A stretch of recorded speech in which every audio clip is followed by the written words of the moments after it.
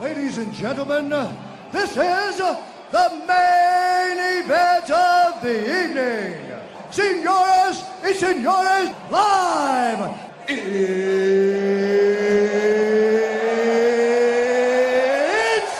time!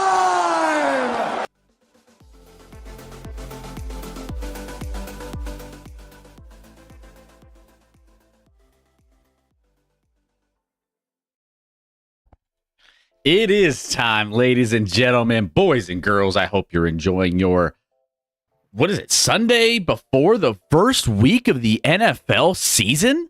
Are we here? Have we made it? We made it. We made it. It is here. Scotty didn't make it. Scotty, you're muted.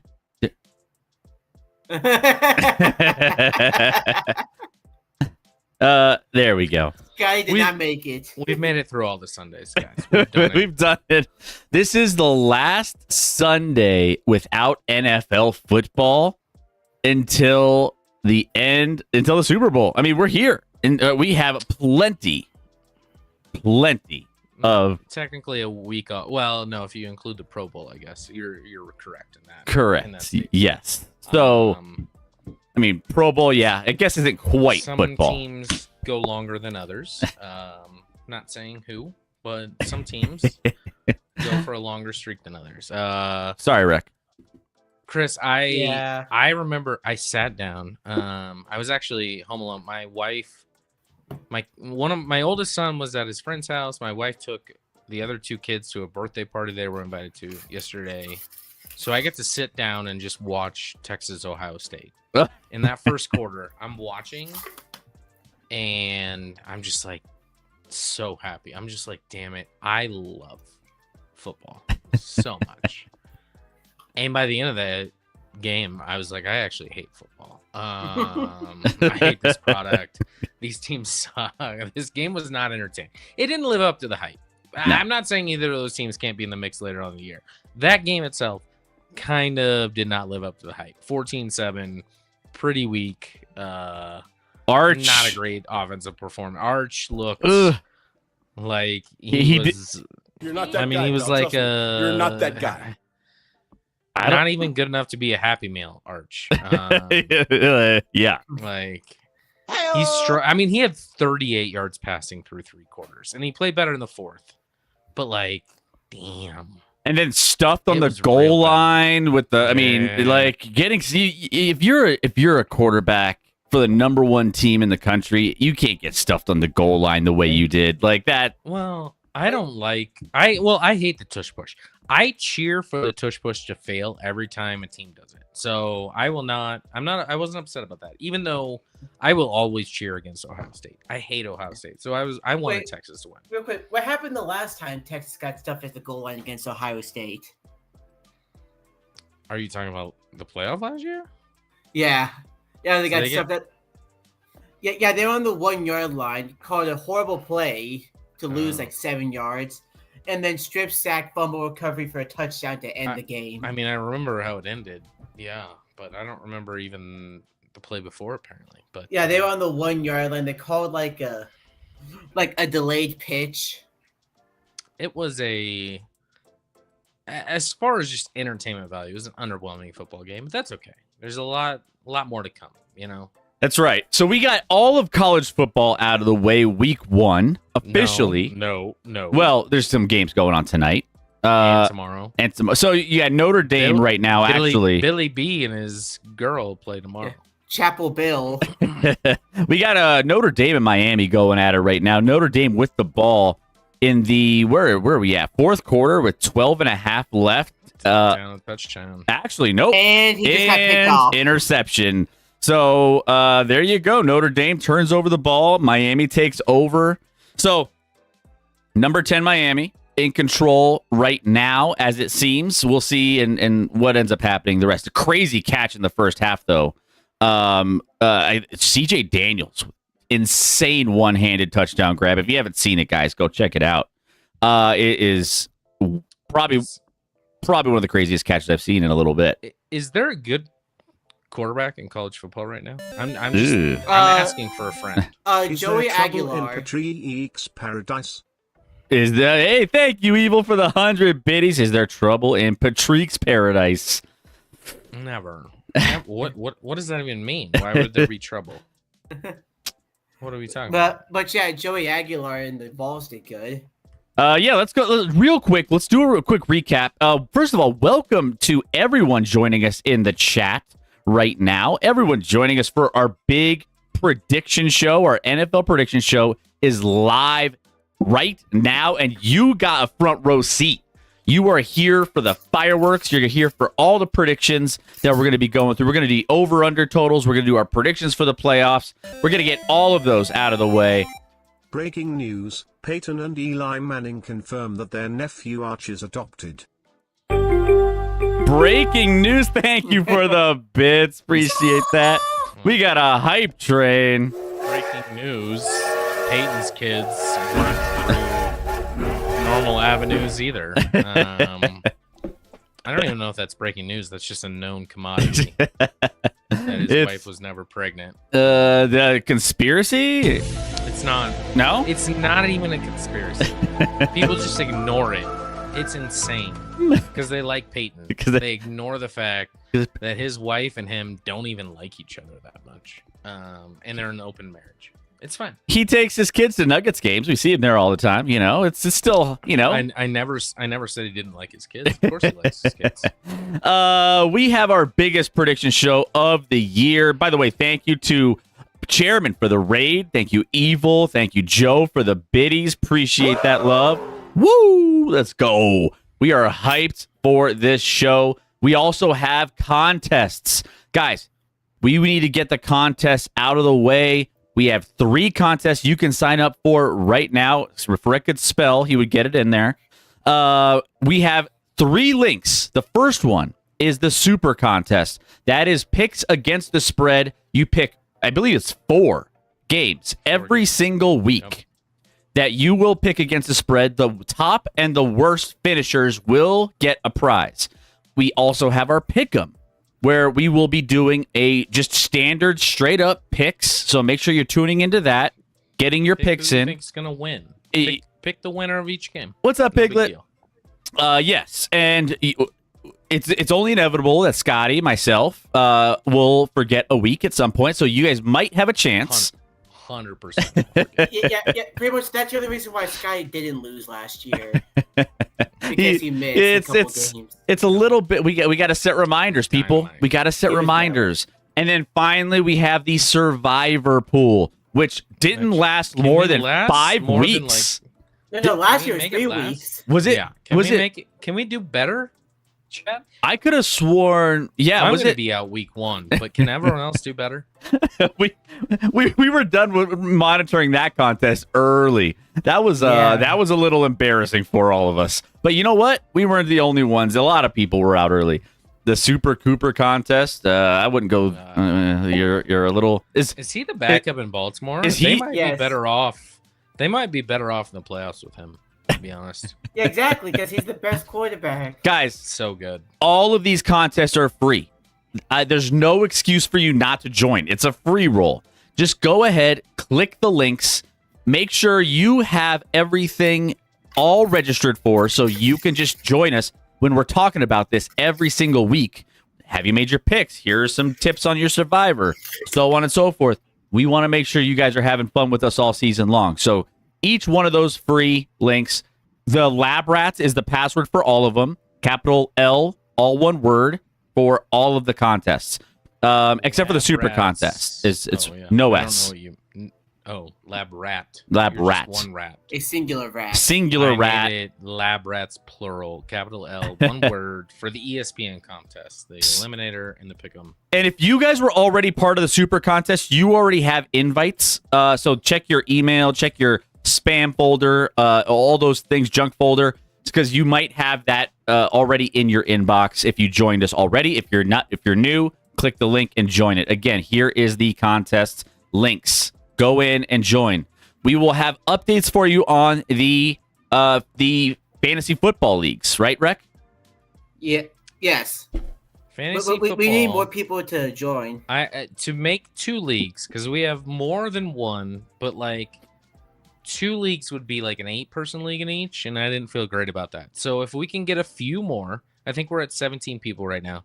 If we can get to 20, do 2 10-people leagues, I'll send out links. We'll do the draft Tuesday night. And I'll send out links for everybody. We just need a few more. Just a few more. I haven't joined yet in that fantasy football. I know we sent out the announcement. I think, who do we have? We have Riley. We got Joe Quills. We got Derek the Cup. We got Chairman. We got Storchio. We got Valor. We got Captain Urban. We got Piglet, Boss Hog, House, Illogical Canadian, Cuban, and YouTube. And well, Diacola will be in. Diacola. Oh, so that's 18. true. And then actually, that didn't. Did we get Cuban or no? Did I say Cuban? Yeah, you did. So No, we're at 18, so we only need 2 more then. I don't think I said Cuban. You did. I did not. I absolutely. Oh no, I did at the very end because you said Cuban. You're right. The very end, I said Cuban. Just kidding. So yeah, No. guys, we will send out details on that. So Yes. a couple more people. A couple more. Let's go. Did you see Riley, did you say Milwaukee? Milwaukee? Milwaukee obviously is getting angry. It's a trap. As if we're supposed to just know to invite him. Cuban, Cuban. count me in. There's our guy. Let's Yeah. go. Gotcha. Welcome in, everybody. Thank you for being here. It is going to be an absolute banger of a show. So, guys, all the contests in the chat. All you have to do is !contest. Let me actually update. I need to update the stream information. So you guys, let's do ! Contest in the title. Let's see. If I'm nice and include Milwaukee's. That's 19. No, I think that. All right, hold on. 1, 2. That's 10, 11, 12, 13, 14, 15. We're 16, 17, 18, 19. Oh, no, you included us at 13. Hold on. We have 1, 2, 3, 4, 5, 6, 7, 8. We would be 10, and then 11, 12, 13, 14, Scott. 15, 16, 17, 18. I think we need 2 more. If I include Milwaukee's, I think we're short 2 to make 2 10-team leagues. I thought Sky was good at math. Hold on, we got I am good at math. We need perfect silence while he's counting. Also, don't forget Diacola as well. Oh, then we need 1. We need 1 person. With All in your DM so you don't forget. All right. So we are almost there. Let's get it. But Joe Quills. This guy's a Chiefs fan. Ti- He counts with his fingers. tickle, and toes. tickle. I will. Do we I have will Tickle? Stomp on math people here. I will stomp Tickle, on you. Tickle I don't says think he's Tickle Yeah, is in. I'm I don't think you have joining. him on the list. So No, he's not on the list. So if Tickle wants Tickle. to join, You we want got in on the 20 and we're fantasy good to go. league? He just said I'm joining in her. Join in. Also, speaking Join of which, in you for- have a channel of point redemption thing for pronunciation. What do we got? All right, I think we're at 20. I'm gonna have so to we throw can it back in do- the chat. I majored in math my first go around in college. What is that? Why did you go back to college, Joe Quill? There you go. There you go, Chris. What went wrong? What went wrong the first time where you had to go back again? Garcia. Joe Quills. Garcia. It's. I nailed it. It's just the last name, right? It's gonna be a Y, right? Yos. That's not even a real word. Yos. That first word's not real. That's not real. I don't think that is. That You're getting motherfucker back punked. there is not real. You're getting punked. This is a real player.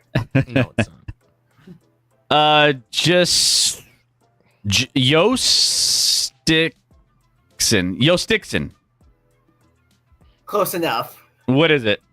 Yo, Stinkson. Yo stinks. Actually, that wasn't a bad guess. Yo, Yeah, that was good. yeah, yeah. Which his nickname is the password. Because of Right. how freaking insane his first name is. Is it because people forget him all the time and they can't log? They don't even know he exists. I 'cause- refuse to believe that someone named their kid Yo Stinkson. I'm not. He buying it. is. I'm He's not a buying it. prospect for the Boston Red Sox. No, that's not a real person. It's It's fake. Thanks, guys. I appreciate that. Everyone's giving me a little love. Thank you. Usually they just don't say anything. Yeah, after they're you just get that like- guess, but this time you did good. Yeah, I feel like I did. All right. Password. It's Lab Rat. Is the Lab rat singular. singular? No S. Correct. different than what I created on ESPN. So yep. Lab Rat, capital L though, right, Chris? Capital L, capital Lab Rat. All the others are Lab Rats. So that there's just one distinction with that one. So give that a try, Chairman. Let me know if you have trouble. So different people creating different leaks. We were close. We were close on the password. Yes, we great minds think alike. Chris was also close on the password. The Stinson Garcia. Again, yeah. I think his nickname is a password because people forget him all the time. No one knows he exists. Well, he doesn't exist because he's in like AA. And he has to reset him every single Red Sox. Reset him every 2 months. Yeah. He doesn't exist. Real quick, we're going to do a quick recap of some of the college football game scores, at least the top 25 here that were interesting or not interesting. Notre Dame got the ball back, and they are down 14-24 right now. They're at the 50-yard line, midfield, trying to make something happen with 8:33 left in that one. But got some work to do. Yeah. Sure. South Carolina took care of Virginia State, 24-11. Iowa State beats Kansas State. That was the first game of the entire. That was 24-21. Iowa State, number 22, takes down 17 Kansas State. South Florida takes down Boise State, number 25 Boise State, 34-7. Not even close.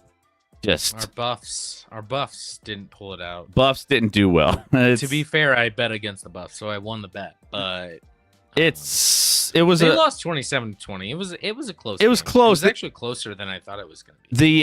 The ending was a little anticlimactic. They couldn't stop anything on that last drive. Their defense could not.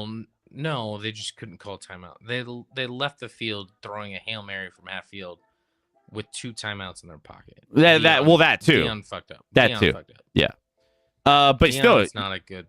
Deion's a mouthpiece and a head source, but he's not a good coach by any stretch of the imagination. Yeah. Number 12 Illinois beat Western Illinois 52-3. Not even close. Ohio State 14-7 over number 1 Texas. Like we said, that wasn't as exciting of a game. Letdown of a game. I mean, the hype for that one to only score 21 total points and not have your stars really show up. It's just gross. It's gross. Penn State took care of Nevada. A lot of people are like, "Oh, pump the brakes. Arch could be okay." I'm out on Arch. Arch ain't it. He's not that guy, pal. Trust me. I'm out. You're not that guy. Yeah. I'm out. And some people think he has a shoulder injury because he was sidearming some stuff. And I'm like, I hope so. I hope his shoulder's hurt. Otherwise, he's trash. I joined your contest on the Scary Scam site. Good job. Good for you, Evil. We're glad to have you in there. Where's Medic at, by the way? We might need to prep Medic for the scam sites as well. Sign up, log in, sign up. We know he has trouble with the Jackbox, so, you know. What was the other contest? Didn't we get him to sign up for something? And it was Yahoo League. It was a Yahoo thing. I think it was March Madness. Oh, it was March Madness. Yeah, that was it. Yeah. March Madness. Yeah.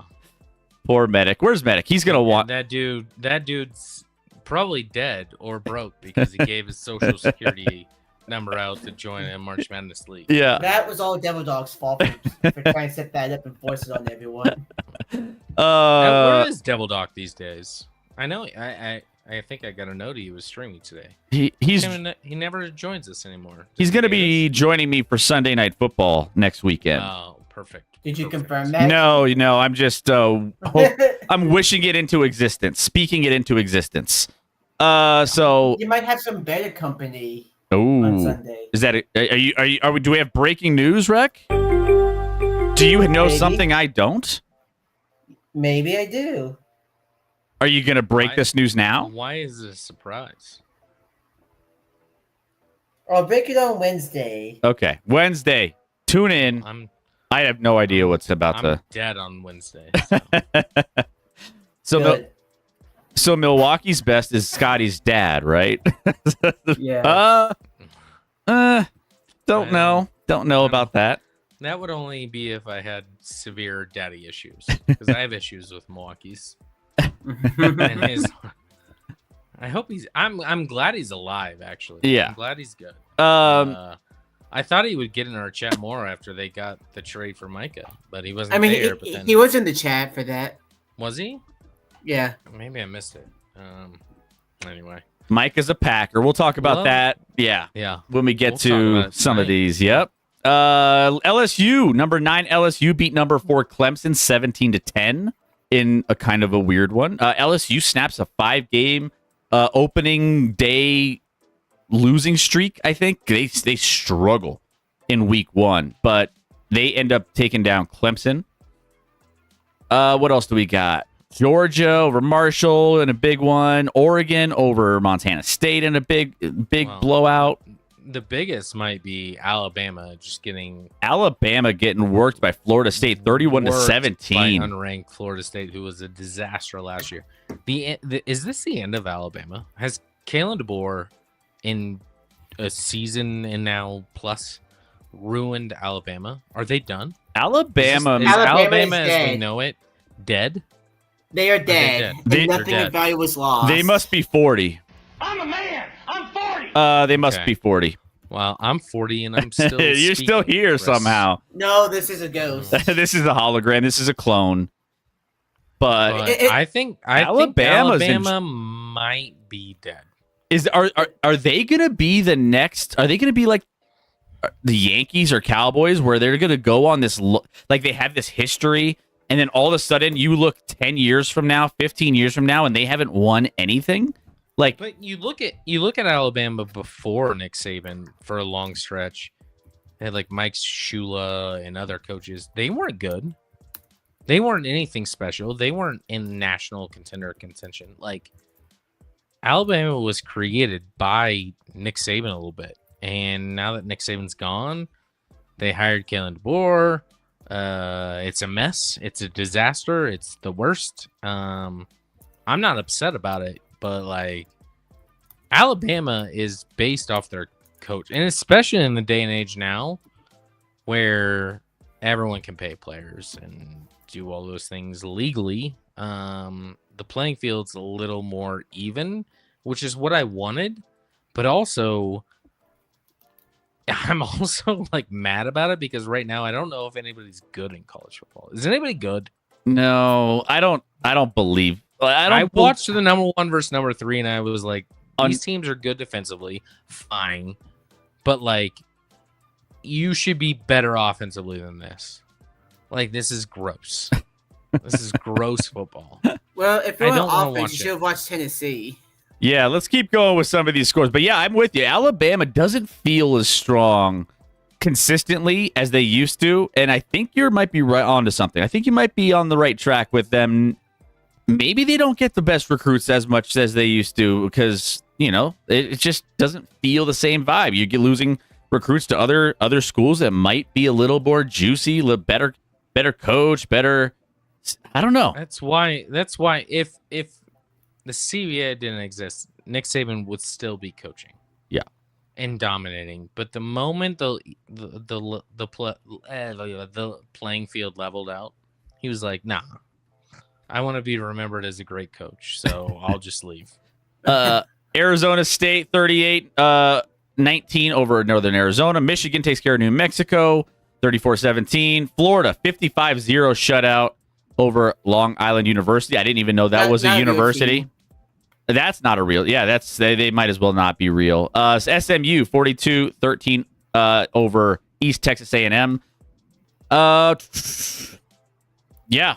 So let's see. Where are your boys, Rec? Tennessee 45-26 over Syracuse. They won, and old friend alert, Nico went to UCLA and lost by 1 million against Utah. Utah looked, I didn't watch the game, but by score, Utah looked very good, I would think. I bet on Utah, so that helped a lot. Yeah. What's really funny is that Tennessee's quarterback transferred from UCLA. So UCLA and Tennessee just traded quarterbacks? Essentially. Yeah, although Tennessee's quarterback is 24 years old and on like his 5th or 6th team. It means he might be decent in college this year, but he's trash overall. Yeah. Yeah. Yeah. But basically, you're not going to draft him. No. No one's drafting that guy. No. Yeah.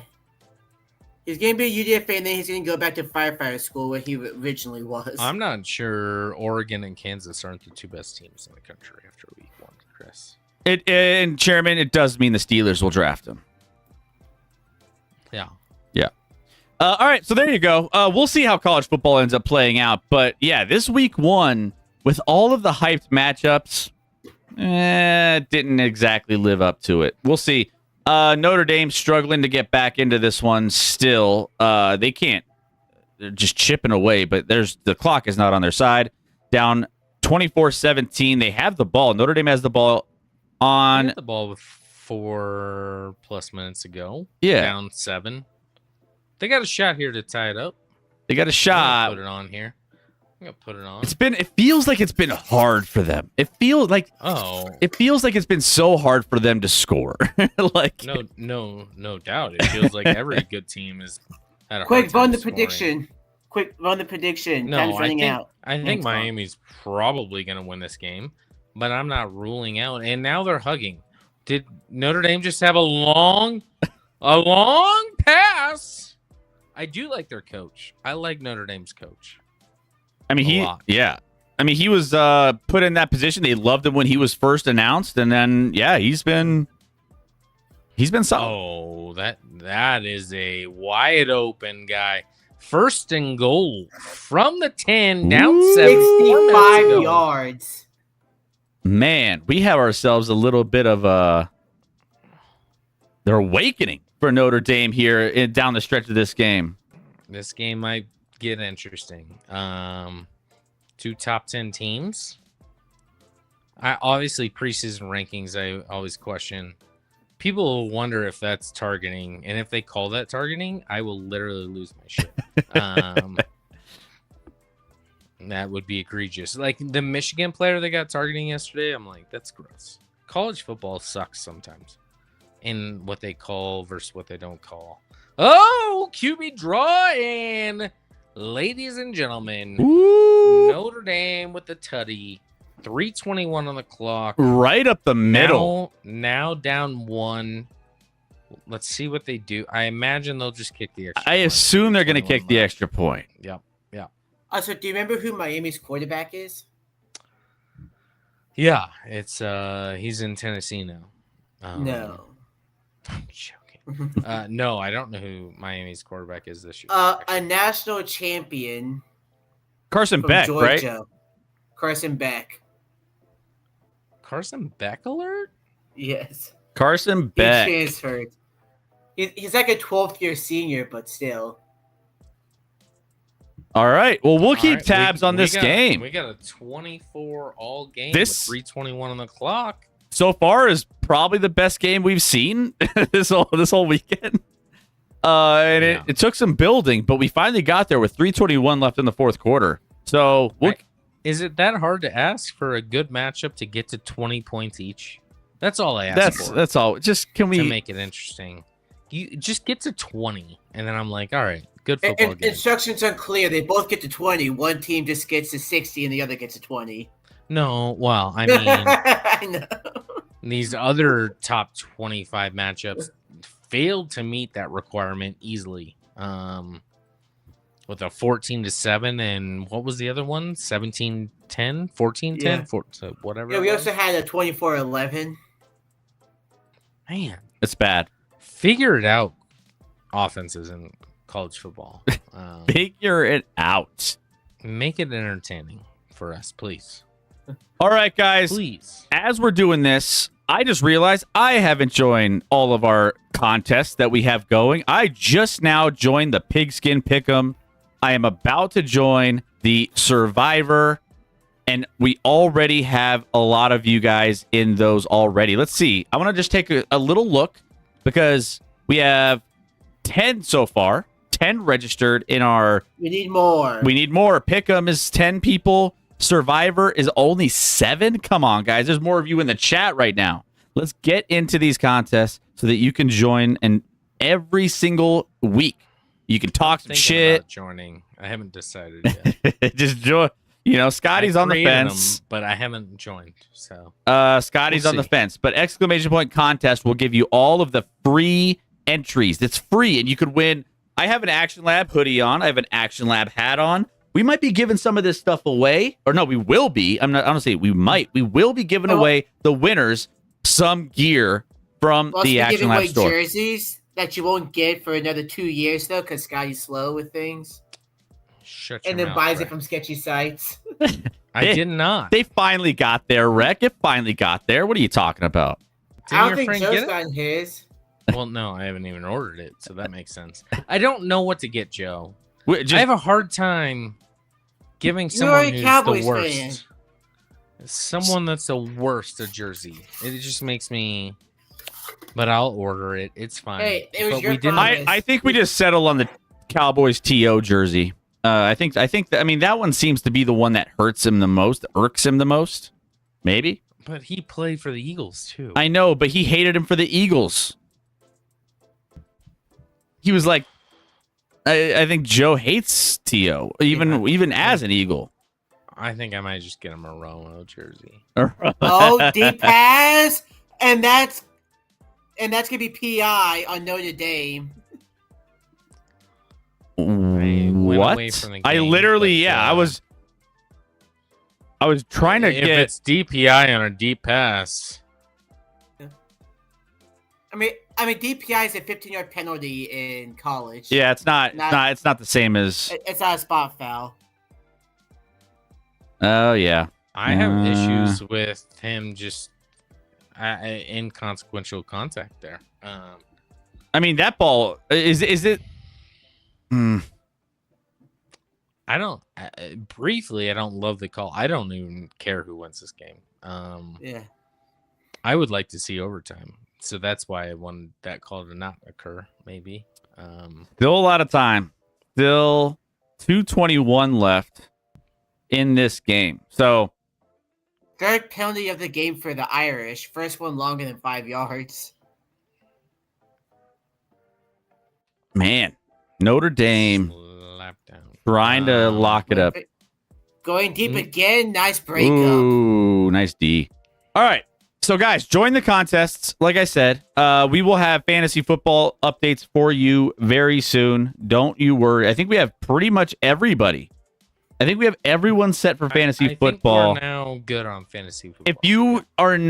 If you have not reached out, we will have a wait list. Actually, make sure just to put your name out there, because we will have a wait list, because sometimes people don't show up, people don't register, people don't for whatever reason. So we have a wait list if you guys want to throw your name in the hat, even if you may have missed out. So just let us know you're interested.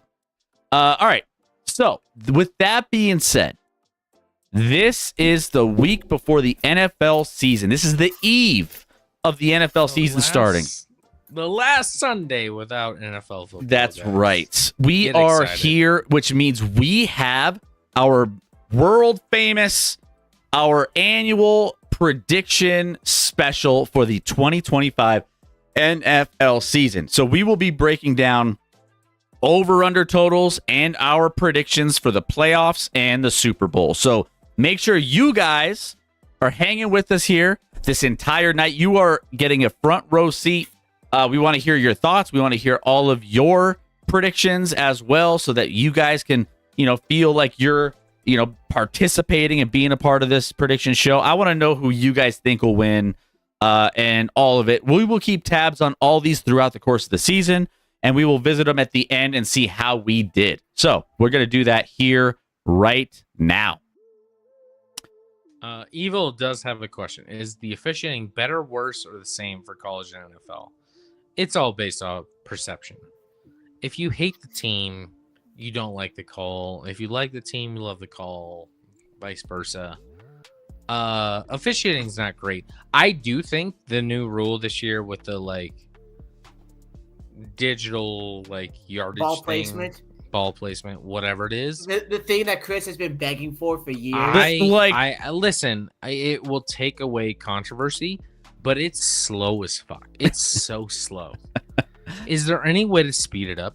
I have no issue with doing that. Just speed it up. It takes so long. Yeah.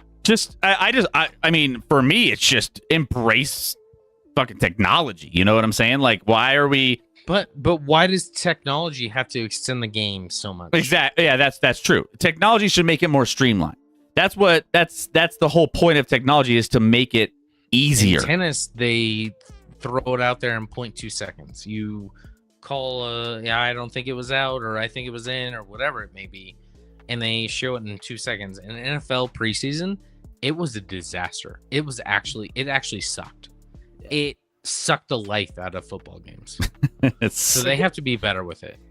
I'm fine with them doing it, but they have to get faster with it. It should be immediate. Yeah, baseball, they're going to do it the way tennis does. It's like, I don't like the call, okay, you were right or you were wrong, let's move on. Well, they're wrong in baseball a lot. Yeah, all right. I was teaching Riley about that the other day. Like, that's what the strike zone is supposed to be. That's not exactly what the umpire sees, though.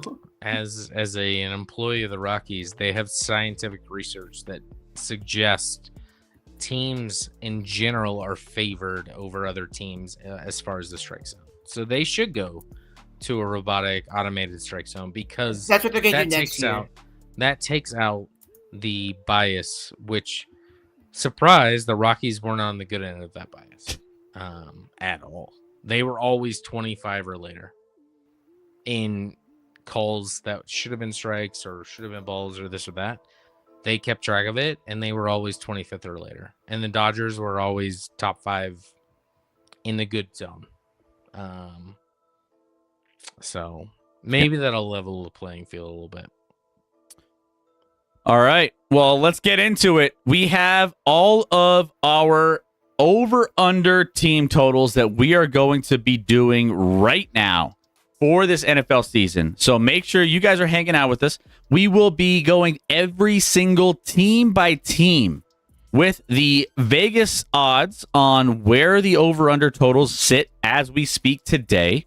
And we will be getting all of our picks. So Scotty and I will both do it.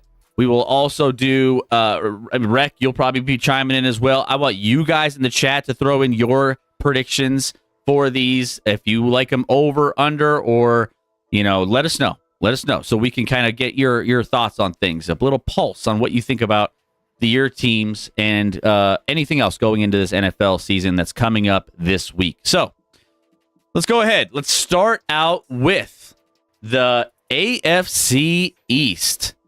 And I think, don't we alternate, if I'm not mistaken? Do we alternate where we go you first for the division, and then I go after, and then I go the next division first, and I run through all of mine, and then you go after? Or do we go you go, I go, you go, I go for each team? No, I think we should just run through division. It's just, Okay. Yeah, I'll help keep track of things. Okay, and and Rec's gonna keep tabs, because he's our note taker in the background, keeping tabs on all of these so we can remember what ends up happening. So do we want? Yeah, I'll start with this one. Okay, sure. Bills. Keep in mind this division plays the NFC South this year. They do play the AFC North, so that's obviously. I mean, outside of the AFC South, it's similar otherwise. But Bills clear 11.5. I think they go over. I think Dolphins are, if Tua stays healthy, obviously a big caveat, but like if Tua stays healthy, they clear 7.5 easily and are a borderline playoff team. So I take over on Dolphins as well. Jets I take under. I don't know where the Jets find their wins. I don't think Justin Fields is the answer. I do like Aaron Glenn, but this team needs a lot of work. Patriots, I'm over 8.5. So I'm over 3 or 4 in this division. I'm over 8.5 with the Patriots. Believe in Drake May. Believe in the head coaching upgrade with Mike Vrabel. I think this team is up and coming. They'll probably, honestly, better record-wise than they actually are this year. But it's a big year for the Patriots fans and their team. First time they've been good in a while. So, since Tom Brady left. So they will eclipse. They were good when 8.5. Mac Jones was there the first year. 1 year. 1 year of Mac Jones that we all remember. 1 year. AKA Bo Nix.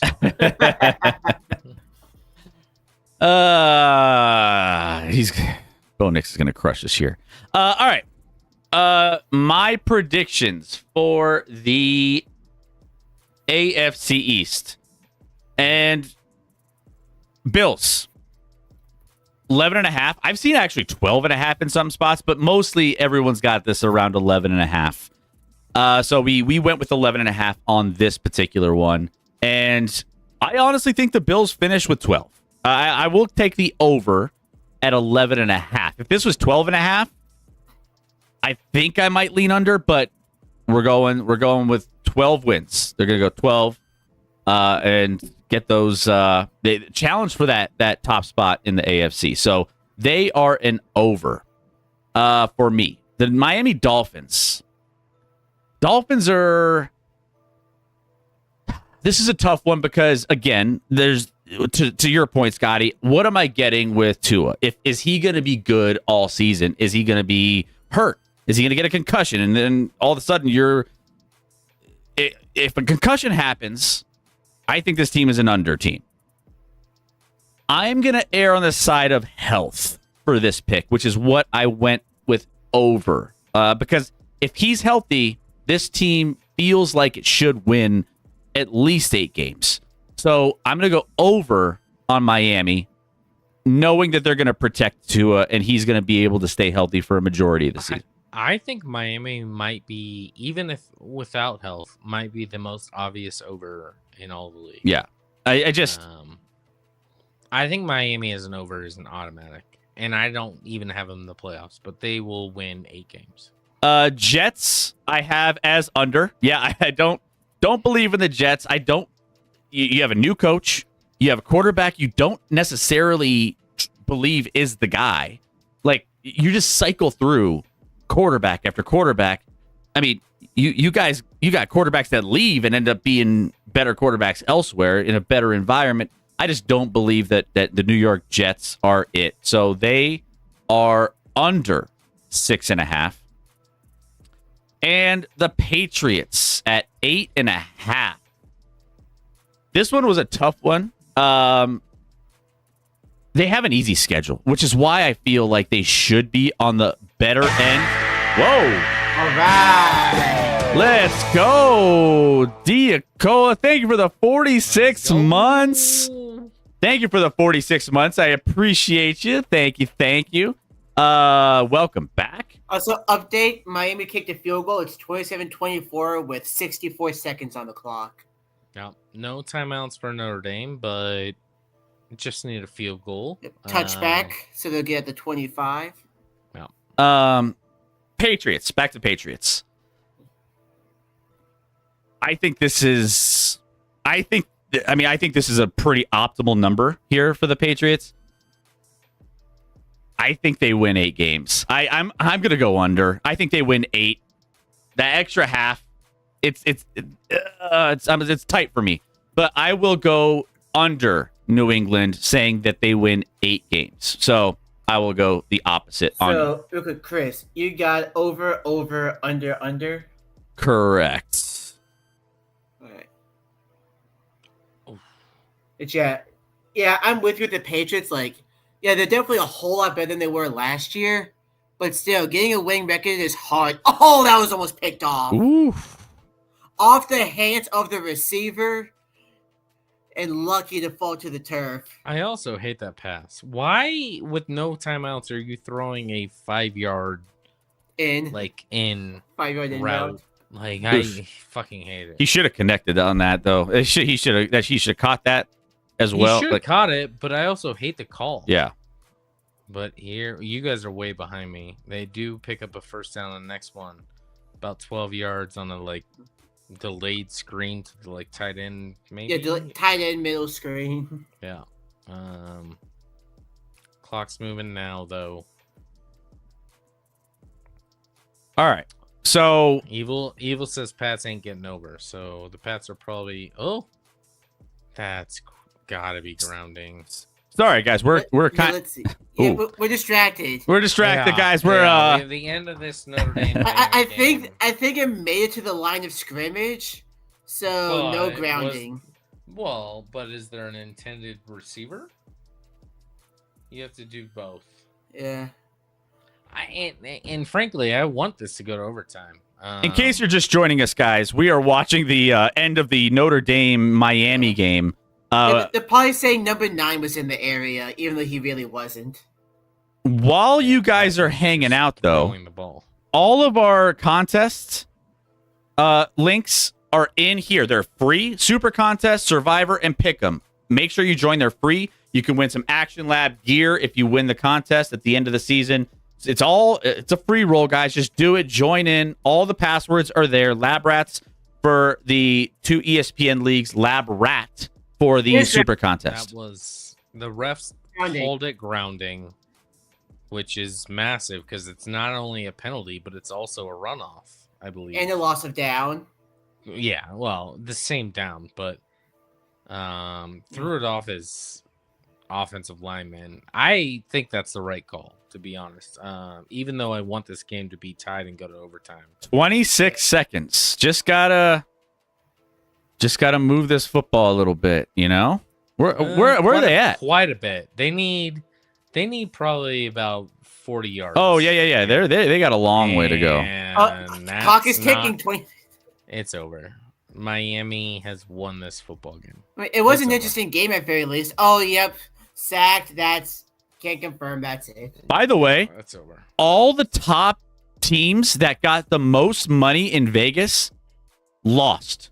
I think the top. This was the fifth game. They didn't even get this play off. Wow. That's wild. And there it is. That's the end. It wasn't gonna matter, but like get a playoff maybe. Poor Rudy. All right. Okay. Back Miami at it. W. Both these teams could still make the playoff. I don't know. College football is like a nice tease, but the NFL is so much better. It's so much better. Well, let's get back to it then. Let's get to some more over/under totals. Whoa. I almost yeah. Where are you jumping there? Don't. Chat, don't clip it and go ahead and cheat and ruin it. Just keep it a surprise. All right, let's go back into the predictions here, and let's go into the NFC West. NFC West is here, and we are doing the over/under totals for this division. So, since Scotty went last time, it's my turn to go first this time. I will run through my NFC West and go over these win totals. So, San Francisco, 10.5 wins. Let me see what I got here. San Francisco, I kind of alluded to this as kind of a hot take in my hot take show, but San Francisco still, again, with all of the issues they had last season, still finished in a top 10 offense, and they got some players back. They have injuries that they're dealing with now. They have injuries that they have dealt with, and they're just kind of getting through. I still think this team is good enough to win 11 games. I'm taking the over on San Francisco. Do they win 12 games like my hot take said? Probably not, but I do think they get to 11 wins, and they get into the over category here. Let's go to the Seahawks. Seattle Seahawks. Next up, I'm going under 8.5 wins. I just think that this team, we talked about the depth at the wide receiver. We talked about how we just don't feel like this team is necessarily going to be, they might be perfectly average, but I still don't know if I can truly get behind what this team really is, especially with, the change of quarterback, I think, is a downgrade. I think the weapons that he has, if they're healthy, they might not be. So, I question some of the some of the depth there. So I'm going to go under for Seattle. The LA Rams. Actually, let me come back to the Rams. I'm kind of in a weird spot with the Rams. Let's go to the Cardinals. Arizona Cardinals. I'm leaning over 8.5 in this one. I'm leaning over 8.5. I feel like the Cardinals somehow, some way can get to 9 wins. I honestly think this division is going to be a weird one where you're going to have a lot of teams that are going to be around 8 or 9 wins, which is why I'm just like coming back to the LA Rams and I'm thinking they're a 9-win team. I don't know if they're a double-digit win team. I'm going to take the under on the Rams. So I'm got San Francisco over. I'm going Seattle under, Arizona over, and LA Rams. I am taking the under, and they're going to hit 9 wins. Really? I'm surprised. Yeah. Also, the Rams, where I was erring on the side of caution for the health side, I think the Stafford thing, the back injury is really the thing that I'm like, how's that going to hold up over the course of a season? I know he's dealt with it last year. I know he's dealt with injuries and he's powered through them, but you're a year older at this point. And so can your body keep taking that and healing in the way it has been when you were 2 years ago, a year ago? I don't know. That's the one caveat. If he was completely healthy, this is an over easily. Not so. I'm gambling on the air of he's going to probably miss some time. And if he does, that's going to affect this total. All right. I will start with the Niners, and it's an easy under for me. Woo! Lost a lot of talent, can't stay healthy, play in division. Like, I don't know. I mean, they're going to be outcoached by the Rams coach. No disrespect for Shanahan, but McVay is a better coach. Easily carries that. I don't know how the 49ers get to 11 wins. I'd be shocked. Injuries, losses on defense. I don't think the Niners get there. I think best case scenario, the Niners actually get to 10. That might be one of my favorite bets of the year. Seahawks at 8.5. That one's hard for me. I could see both sides. That's a good number. I wouldn't bet it at all. I wouldn't bet. I'm staying away from that too. It's just like, nah. But I would lean over. I think people are just sleeping on Darnold just a little bit. A team that did pretty well last year. I know they lost some talent, but like they still have Jackson Smith and Jigba. They have Cooper Kupp. Like they have pieces. LA Rams over 9.5. Easy. Over 9.5. I don't even know how to talk about it. If Matt Stafford stays healthy, they will win 10 games. If he doesn't, which you could say about any quarterback, they won't. But if Matt Stafford's healthy, his back's healthy, they will win 10 plus games. Cardinals, under. I don't know why people continue to believe in the Cardinals. What are we believing? You two are the exact opposite. We went opposite in this one. Yeah. What are we believing in the Cardinals exactly? What's to believe in? I mean, you got Marvin Harrison Jr., you got Trey McBride. Marvin Harrison Jr. was the wrong draft pick. But James Conner is still there. James Conner at Trey McBride. Nothing like Trey a 30-plus-year-old running back.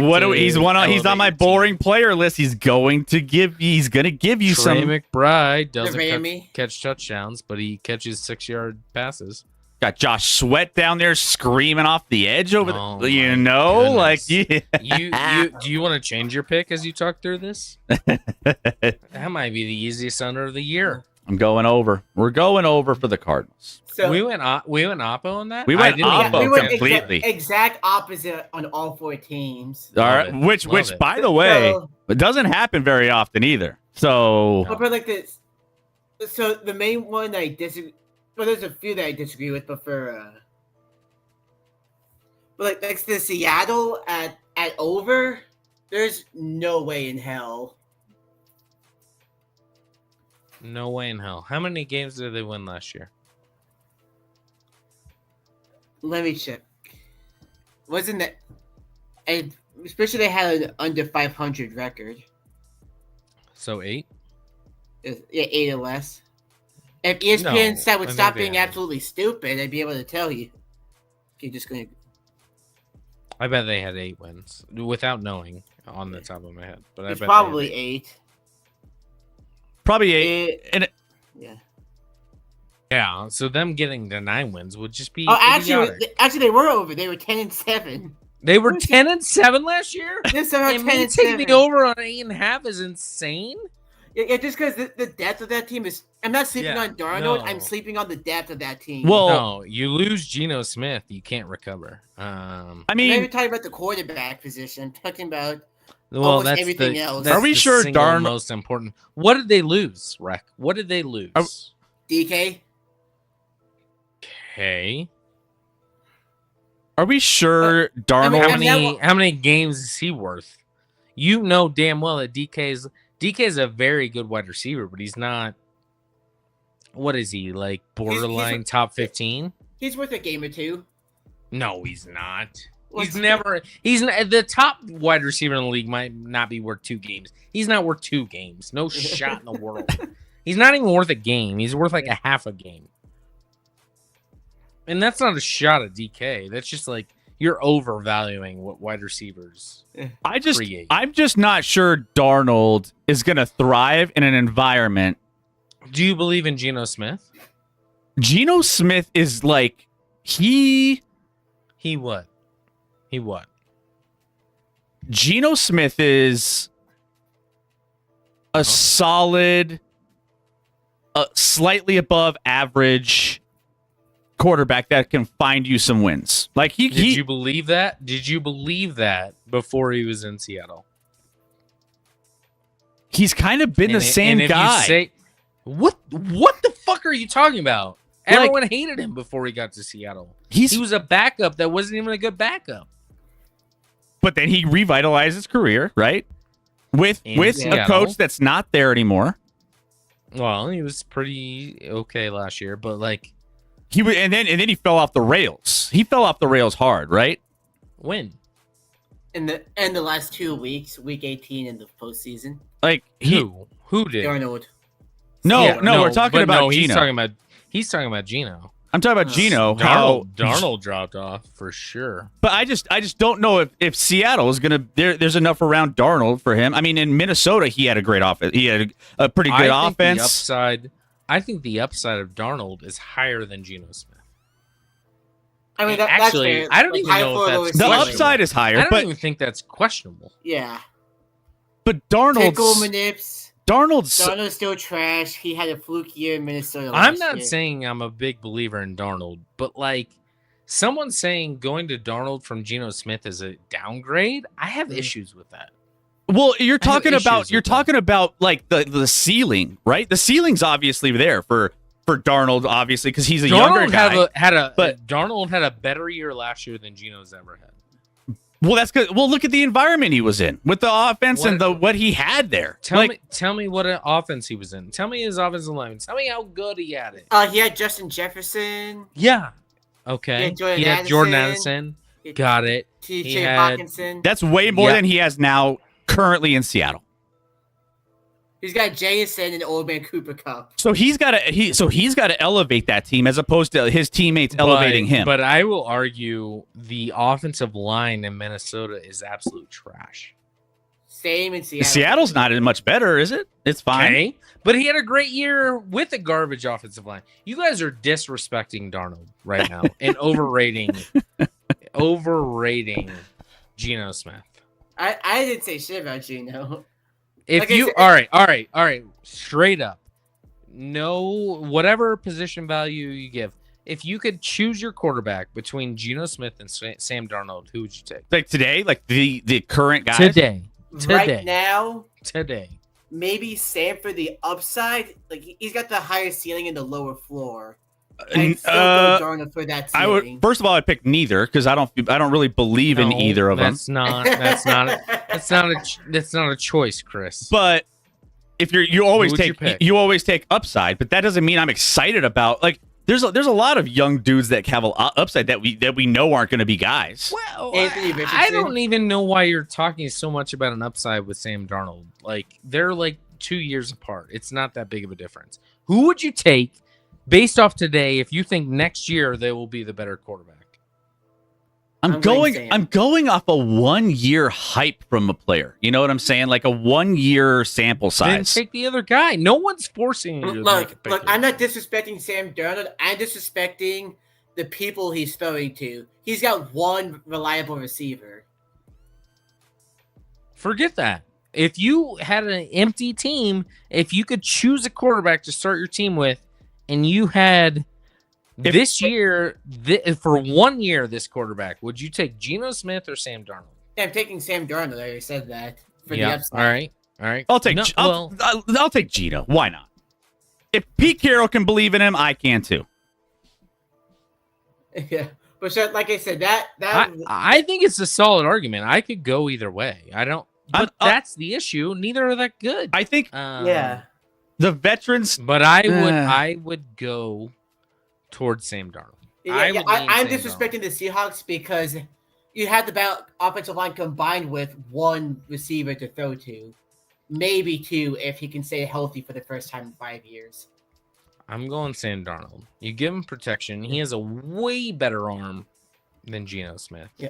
Also, moving off the Seahawks. Well, one of the reasons I had the 49ers so high is that their schedule is very easy. Even compared to the Seahawks, their schedule is a cupcake. Like even with the injuries they've dealt with, it shouldn't be too hard for them to get to double digits. They only play like 2 different games, so that's confusing. No, it's multiple different games. Yeah, 2 is multiple. Coming from SDG, it might be 3 now. Coming from SDG, Seahawks fan, the truth is moving up to Sam Darnold is really not much of an upgrade. They are the same to me. So I think they're different. I don't think it'll make Seattle better. And they lost obviously Lockett and DK. So that's a big loss. NJB or whatever in Jackson Smith. And Jackson Smith and JSN. Yeah, that's what I meant. We'll fill some of that role in it going into his now 3rd season. But they'll still have problems. But I think they're somewhat the same guy. I think it leads to coaching and offensive line play. I didn't know we were spending that much time on Seattle of all these. Yeah, I know. I didn't have that. They'd be a nothing team. I didn't have that on my bingo card. Darnold is Scott Mitchell. If you guys don't remember Scott Mitchell from the 90s, elite play with really good wide receiver play in Detroit, but they couldn't win games when it mattered. We're in a wormhole with this. Of all the best teams and the best quarterbacks and everything, we're wormholing. SCG just said Darnold versus Geno is talkable worthy. It is. Yeah. It's an argument, and I will take Darnold all day.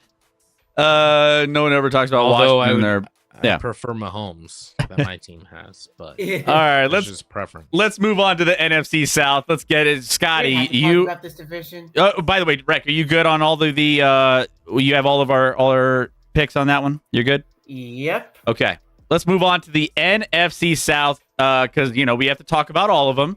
We can't just leave one out. But this is one of the divisions. STG missed our picks, so The AFC East, Chris had Buffalo over 11.5, Miami over 7.5, Jets minus 6.5, Patriots minus 8.5. Sky had the same except Patriots over 8.5. NFC West, they were polar opposites. Chris had plus 10.5 for San Francisco, minus 8.5 for Seattle, plus 8.5 for Arizona, Rams minus 9.5. Scotty had opposite of that. Yeah. So there you go. That's the recap. of all of our picks so far. Let's get to the NFC South, though. Let's go, Scotty. Go for it. Man, I hate this division. I want to take the under on all of them. Is that what you're gonna do? No, I'm not. Oh yeah, you have the ATL lab. I have the ATL lab. So I'm ATL. obviously going over on the Falcons 7.5. Have to by rule. It's just legally what we're binded to. I'm taking the over on Falcons 7.5 to start this off. Everything gets. I hate the Saints a lot, but 4.5 is a really small number. But I'm gonna still take the under. I think the Saints are gonna be an absolute disaster. I'm taking under on 4.5 Saints. I can't. I don't know how they win 5 games. They're gonna be so bad on both sides of the football.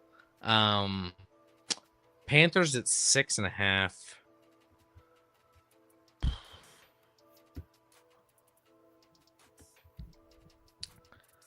I think they go over. I think they go over 6.5. Obviously I wanted to pick the Panthers to go to the playoffs. Their defense was a dumpster fire last year. I think this team competes a little more. I'll take the under or over on Panthers 6.5. And then, although I'm picking them to win the division, this is how bad the division is. I'm gonna say the Buccaneers only won 9 games.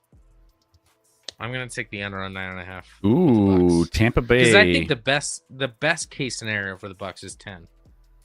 So I prefer to take. I don't see them winning 11 games. No, I do. Scotty. Woo. No, Spicy. Okay. All right. We are very similar except for one in this one. So Saints, I'm with you. I can't get there with the Saints. I was like, you got to be bad to not win 5 games in the NFL. And I look at their roster, I look at the quarterback, I look at what's like, there's nothing there. And I just don't see a path it's mind-boggling to think how bad this team might be. So they're going to be tanking. They're not going to have the personnel to compete with a lot of the people around the league, a lot of the teams around the league. I think I go under for New Orleans. New Orleans is not. I just don't believe in them. All right, then we get the Falcons. ATL lab. ATL lab over. I don't feel great about it though. I don't feel great about the over. It's like I think this is a pretty efficient number. They're going to win 7 or 8 games, somewhere in that mix. But I'm going to go. They win 8 games. This is the year we have you guys in chat telling us they're going to get something from the tight end position this year, Scotty. They're not. I actually feel very confident in that one. They're not going 7 and 10. No, they're going to win 8 games. Kyle Pitts is going to have the season of a lifetime. He's going to have the time of his life, and they're going to win 8 games. So Atlanta over. The Tampa Bay Buccaneers. Wait a minute. You're telling me that John Smith's going back to Atlanta with how they're going to get production at the tight end position? Yeah, we'll see.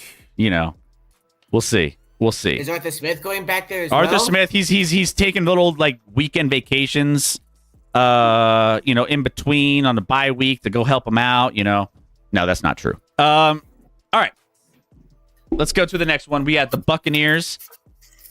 Scotty, this was a tricky one. I think this is a 9-win team as well. I said under for Tampa Bay, knowing that they would win 9 games. So Baker Mayfield, he'll still have them in contention for the division, top of the division. They probably still will win it. I went under. I thought you were going to go over in this one, but we are both in alignment here on Tampa Bay. So that means the only other one that I disagree with is the Carolina pick. Carolina, I'm going under. I still think this roster has challenges. That's crazy. I still think this roster. This was still a bad roster in general. You look at the defense. You look at. It's gotten a little bit better with a couple additions here and there, but really, as much as I want to jump on Bryce Young and everything else, there's still I mean, how do we feel about the coaching? How do we feel about the weapons? That is it going to be consistently good all season long? They have, I just think they're still a lower tier team in the NFL in the grand scheme of things. So I think they get to maybe 6 wins here, and I'm going to go under on Carolina.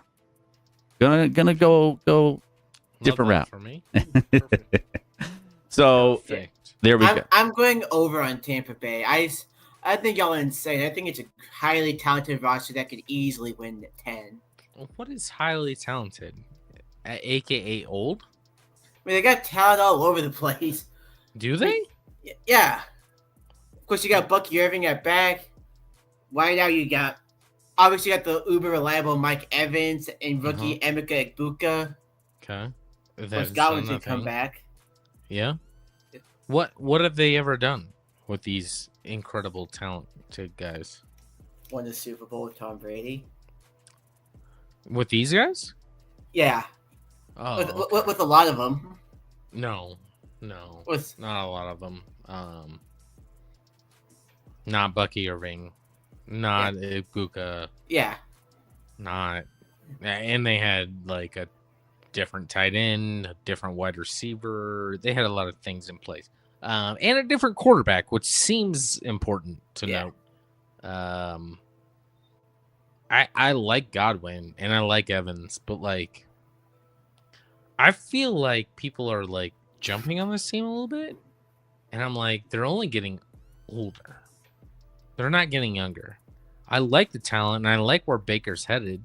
But like my boy Nick Wright picked him to make the Super Bowl, and I'm like, that's crazy to me. That's crazy. I can't see that at all. I can't see Nick Wright. this team. He's always right. It's in the name. No, he's not always right, Chris.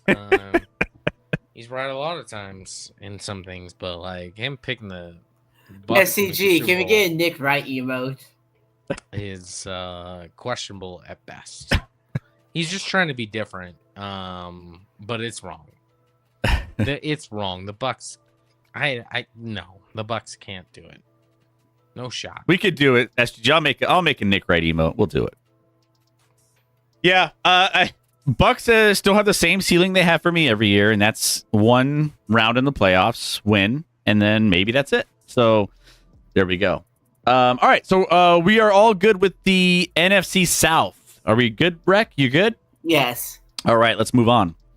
Let's get to the NFC North. Let's go to the North, and one of the best, craziest divisions in football last year. Will it be crazy again this year? Yes, very. I think, and I talked a lot about this, somewhat of a hot take, but somewhat. I think there's going to be a lot of shifting in the NFC. So, am I first on this one? I think I am. Yes, you are. Okay. All right. So we got, let's see, Detroit at the top here. So let's go ahead. Let's look at Detroit. I think Detroit is a 10-win team this year. I'm going under 10.5. I think they win 10. I think they win 10.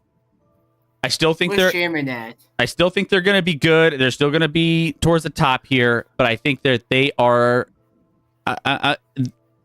They take a little step back this year. They overachieved last year. They put a lot in the gas in the tank to get to where they did. They still battle injuries across. They're still battling injuries now, early in the season. I know all teams battle injuries, things along those lines, but the Detroit Lions definitely hit that bug last year, and I hope they get it figured out, but this division overachieved a lot, and rightfully so. They all played well, and this was a crazy division. I think all the teams kind of take a little step back in this division this year to some extent. So, except for maybe one or two, but I'm going under. So, no. Except for half of them. Under for Detroit. I think they're a 10-win team.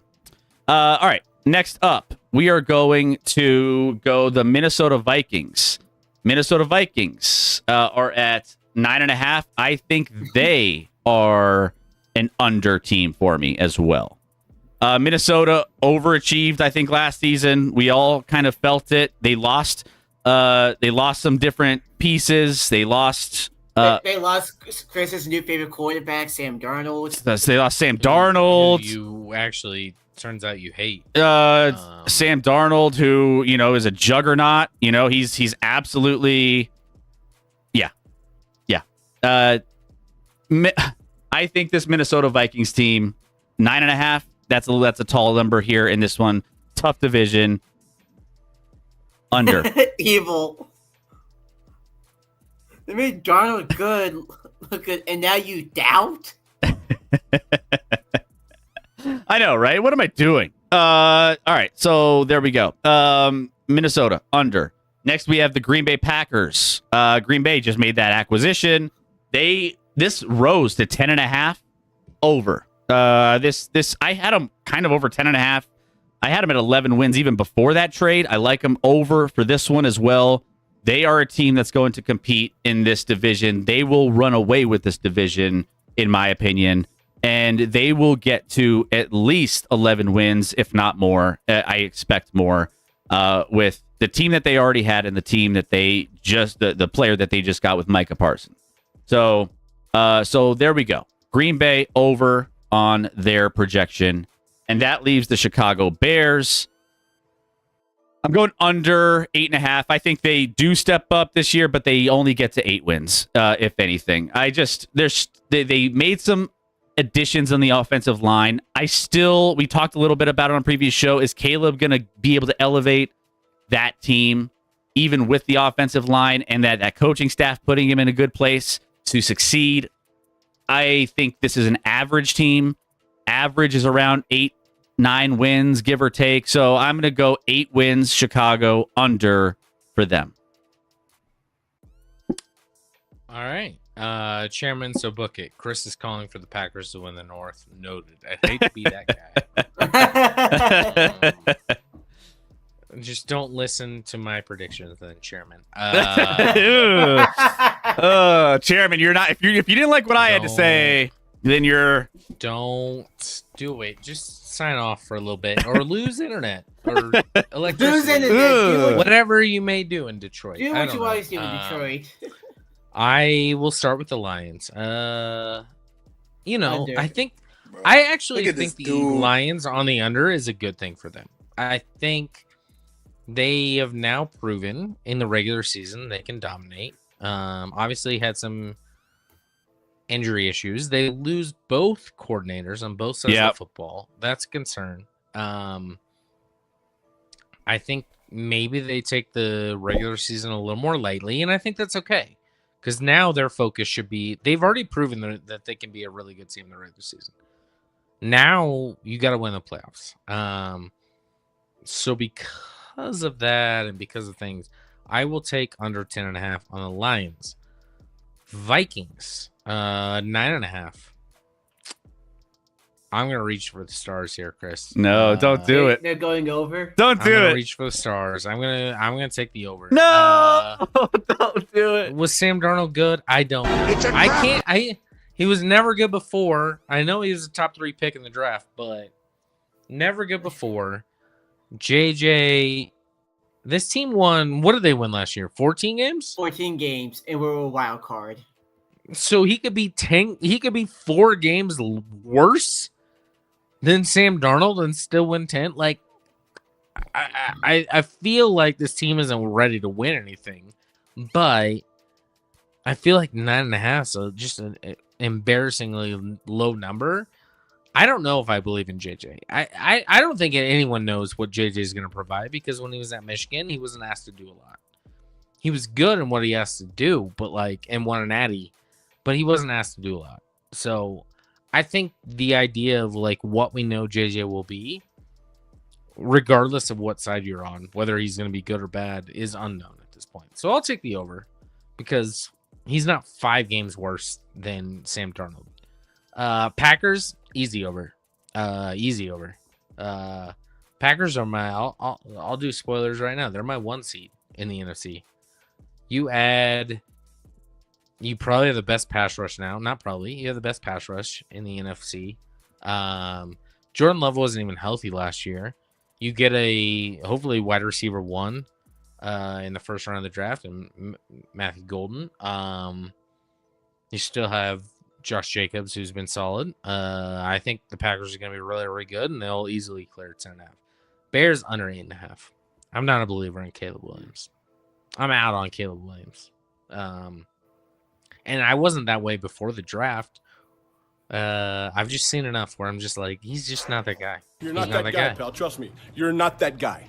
He's not that guy for me. So I think the Bears, despite a lot of talent across the board, still underachieve. Go under 8.5. Okay. All right. So SCG, would you have had the over prior to the Parsons trade? Yeah, I would have had the over as well. I would have the over. Yeah. It's even more so now, but yes, I would have the over prior to the Parsons trade.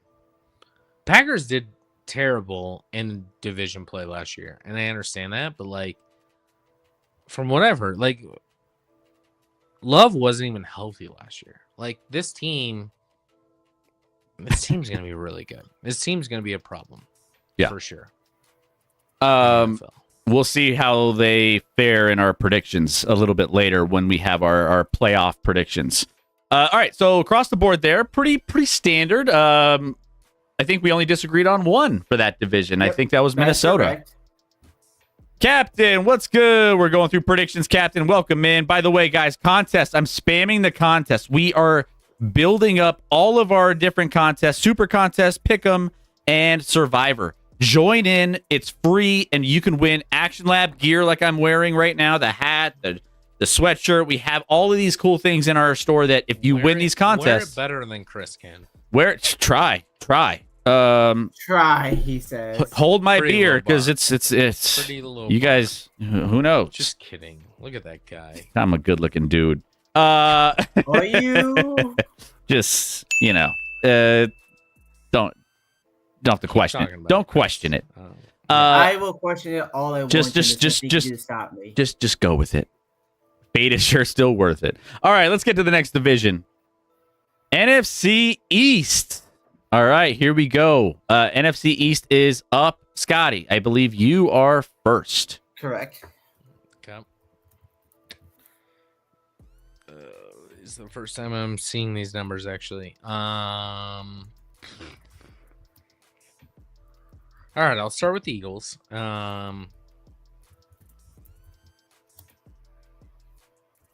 I'll go over on the Eagles. I think they win 12 plus games. That's such a sucker bet.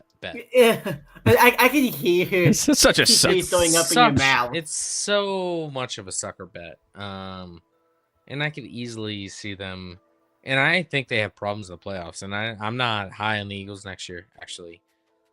But 11.5. Well, 11.5 is actually the highest number across the NFL. I think there were like 4 or 5 teams that all share that number, which is the highest in the NFL. I'm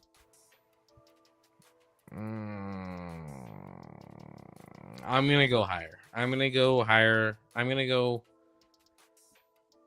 over on 11.5 in the Eagles. It's just a really talented team. They might fall apart, and I think they will fall apart at some point. And like, everything's good when it's good with the Eagles, but with that head coach, I think when things start going bad, everything goes bad quickly. I still think their head coach sucks. I know he won a Super Bowl, but I still think he sucks. He made his second Super Bowl. Made 2 Super Bowls. I still think he sucks as a head coach. I mean, just an incredibly talented roster that he was handed, but he sucks as a head coach. You put him on any other team, he would be garbage as a head coach. Cowboys 7.5. Is this adjusted? This is as of right now.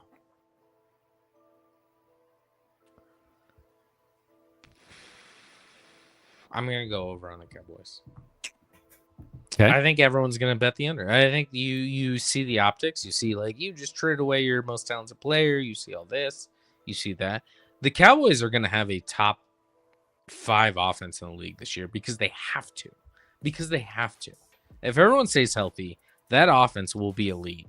The Who's their defense offensive might. coordinator again? I forget. I know who it is. Yeah, I actually don't know. I'm not trying to be an ass. No, I know. I know who it is. I can't think of the name right now.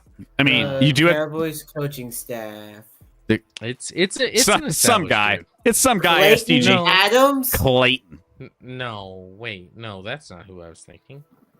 Yeah, let me go to their website and make sure that's the right one. That's what's offensive coordinator Clayton Adams. Okay, Clayton. I don't know who that is. No Neither one. do I. And the D coordinator, Is he by the way, That motherfucker back there is not real. probably not real. So their D coordinator, Matt Eberflus. I knew Eberflus, which is a D coordinator. I think he can be fine. He's fine. He's probably better as a he's a coordinator guy. He's a coordinator guy. Yeah, not a good head coach, but a decent head coach or DC. I just think the Cowboys are going to be forced to score a lot of points. That offense will put up a lot of points. The defense, they just signed one of their corners, Deron Bland, to an extension today. After talking to his agent, actually. Is that how that Big works? shock. Is that how that works? To Spoiler alert, I don't think the Cowboys won this. But I don't think they lost it to the extent that people think. I think most players in the Cowboys locker room did not like the podcast that Micah Parsons had. Makes sense. At all. The thing with this, it's not like the trade itself wasn't horrible. They got solid compensation. The problem is Jerry had a perfectly good situation, and he chose to take a shit on it. Yeah, Jerry's an idiot. There's no doubting that. But you look at the Cowboys with Micah Parsons on the roster, 4 playoff games. Micah Parsons in those 4 playoff games has 1 sack. And that sack came in a blowout win in the last 2 minutes of the game against the Patriots and Tom Brady in his last year ever. The Buccaneers. Against the Bucs when they were up like 45-17 with 2 minutes to go and he got a sack. So in the playoffs, when you need your best players to be the best, Micah Parsons didn't do shit. And then you're telling me $47 million? I think Micah Parsons is really, really good. Obviously, he's one of the best athletes. He's borderline the best defensive rusher athlete I've ever seen. But like, there's issues there. So like, as a Cowboys fan, am I that upset? No. I want them to just totally sell out, though. I want them to just know they're going to be bad, but they don't know that yet. So because of that, and because Pickens and Dak and this offensive line and CD, I think they'll score points. I think they win 8 games, maybe 9, actually, maybe 10. I think they're in between 8 and 10. Not 9, not 10, not 11, not 12.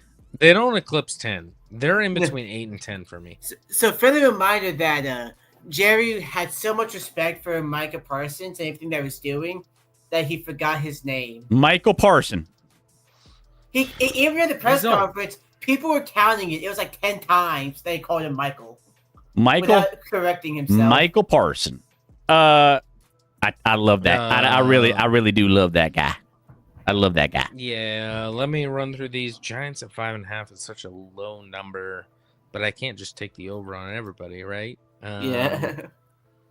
I like Malik Neighbors. Beyond that, I don't know what I like there. I think they're under. I think they win 5 games. Commanders, I'm under on. I think the Commanders are going to be the biggest disappointment in football this year, based off last year.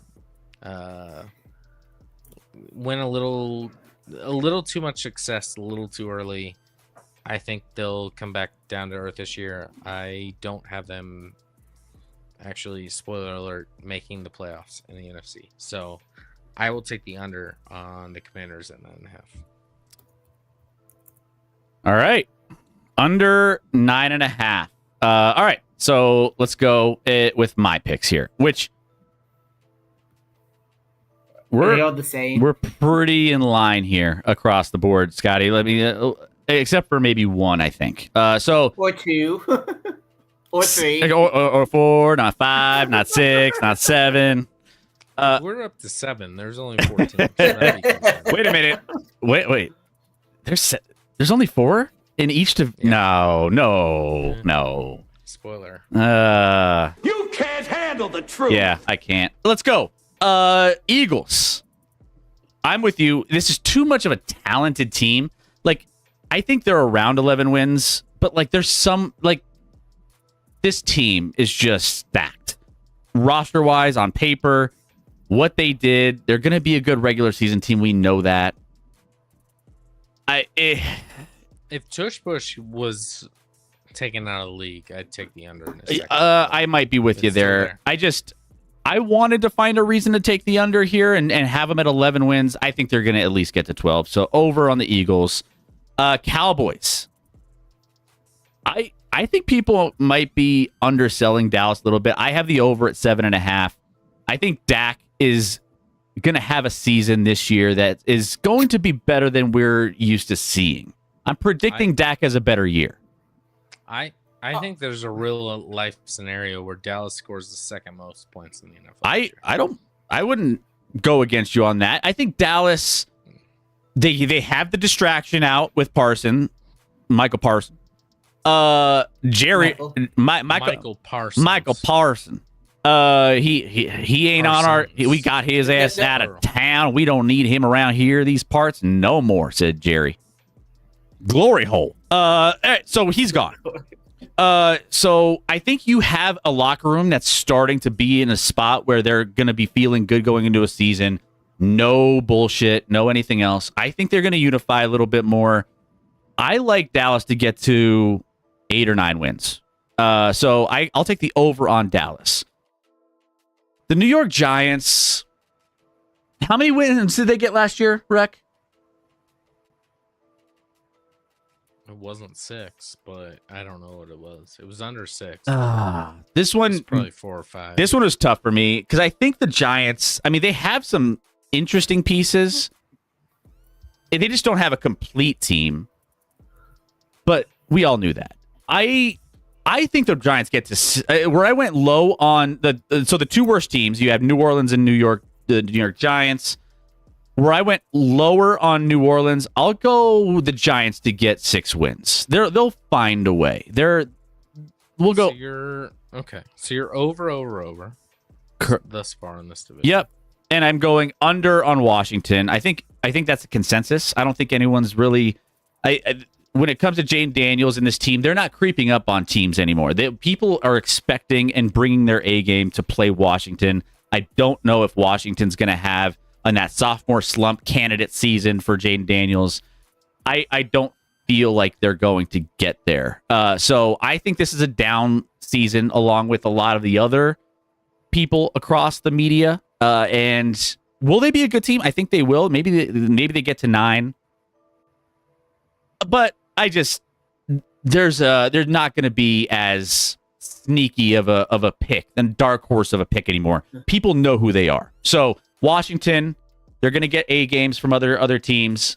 I think they struggle a little more this year, under 9.5. So quick note on a couple of these teams. The Commanders, something to make you worry about your picks.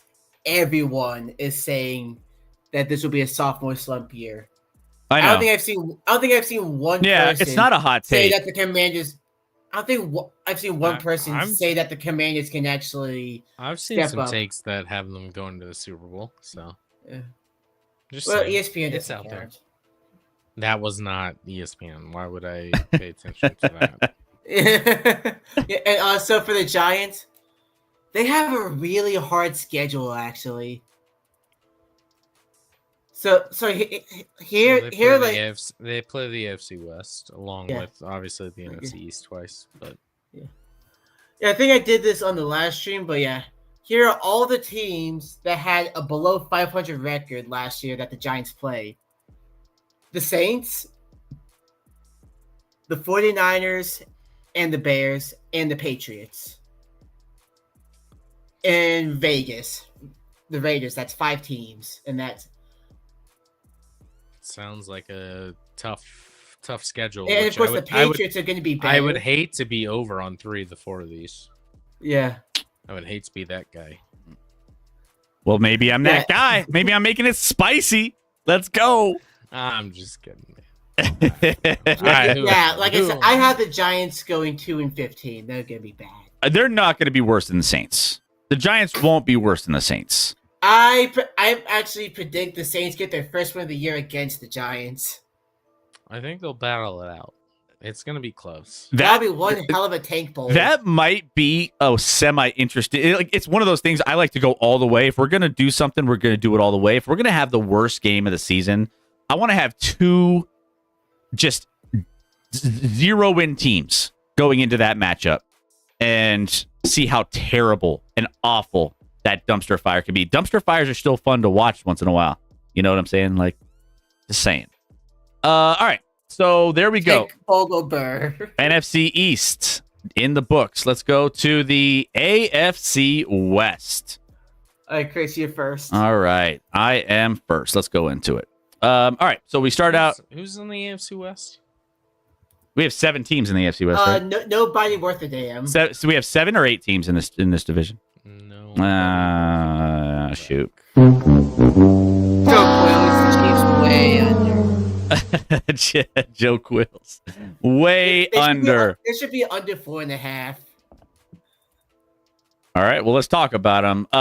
Kansas City Chiefs. I'm going over for the Kansas. I tried to tease that one. It was like going under. You see what I did there?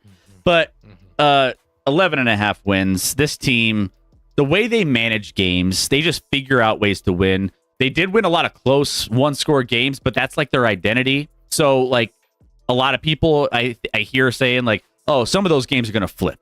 I'm like, how are they going to flip when you have a coach that knows how to win in those situations and a quarterback that knows how to win in those situations? That's kind of their bread and butter. And the help of the refs. I'm just going to ignore that. Well, now you're back. I'm not going to get baited into that nonsense. So yeah, that was the knock on them in a couple of these people across the media, like, oh, they're not going to win the same, close games that's what they do. So I'm going to go over. They have the best quarterback. They have the best coach in the league. They can get to 12 wins. So I'll go over on that. This prediction doesn't know about Patrick's sadness yet, since the refs won't be giving the Chiefs all the calls. Why wouldn't they? Why would they stop giving the Chiefs all the calls? Thank you, Evil, for the biddies. Now? I mean, the NFL is going to give them a free They've been doing it for 7 straight years, apparently, because in the last 7 years as Mahomes is a starter, there's only There's only one time the Chiefs didn't get to 12 wins. Scott, it's how your turn. And they got 11. Well, I'm just trying to let you guys, contest links in the chat. They're free. Enter in right now. Don't not enter in. They're free, and it's fun all season long. Survivor, Pick'em, and Super Contest. All right, so Chiefs over. Chargers, the Los Angeles Chargers. We already know you're going under there. It's gonna be there. It's gonna under. Under for the Chargers. I think if they didn't lose that offensive lineman, I feel like they would be maybe on the opposite side of this 9.5. But I think that's a big loss for a team, especially in a division that gets after the passer. Broncos can rush the passer. Chiefs. I mean, even the Raiders. Raiders can get after it too. So I think that I feel like the Chargers are going to struggle a little bit in some of the division, and I also think that's going to carry over in some of the other matchups they have on the season. So I feel like this feels like a 9-win team. So I'm going to go under for the Chargers. Broncos. I'm going to go over. No shock. No shock there. Yeah, I over? I knew he was going to do that. I think the Denver Broncos are probably a 10-win team this year. And I know their schedule's harder. They have some tougher. So I'm going to be on the opposite side of the 9.5 for this one. So whereas the Chargers are around a 9-win team on the bottom end, Broncos on the top end team on a 10-win kind of projection for me. I think they can get double-digit wins. I don't know. The schedule and what they have ahead of them is tougher this season, which is why I'm not going like, oh, they're going to win 11 or 12 games. I think this is a 10-win team. They can potentially find themselves in a playoff position with a wild card if they play their cards right. So 10-win team minimum for the Broncos. And then the Raiders, what do I have? Las Vegas. What did I put for them? So I think the Raiders are going to go. I think I'm going to go over on the Raiders here.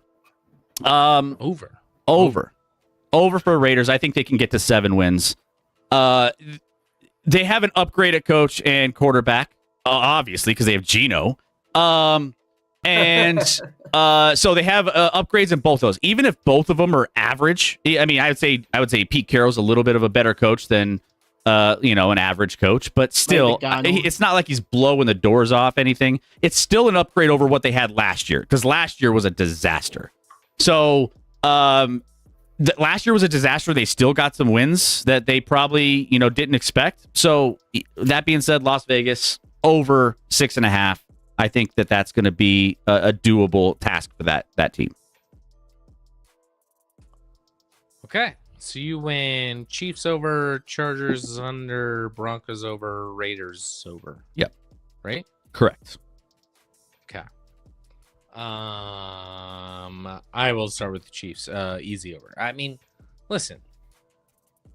Just provide the stats. Since Mahomes has been a starter, their worst season, the only time they didn't eclipse 11.5 was 11 wins, and they won the Super Bowl that year. They've always been over 11 wins every other year with Mahomes. The 7 years Mahomes has been a starting quarterback. So at 11.5, this roster is better than it was last year. They went 15-2. I'm going to take the over. Chargers, 9.5. Chris, this was your one under in this division. Yep.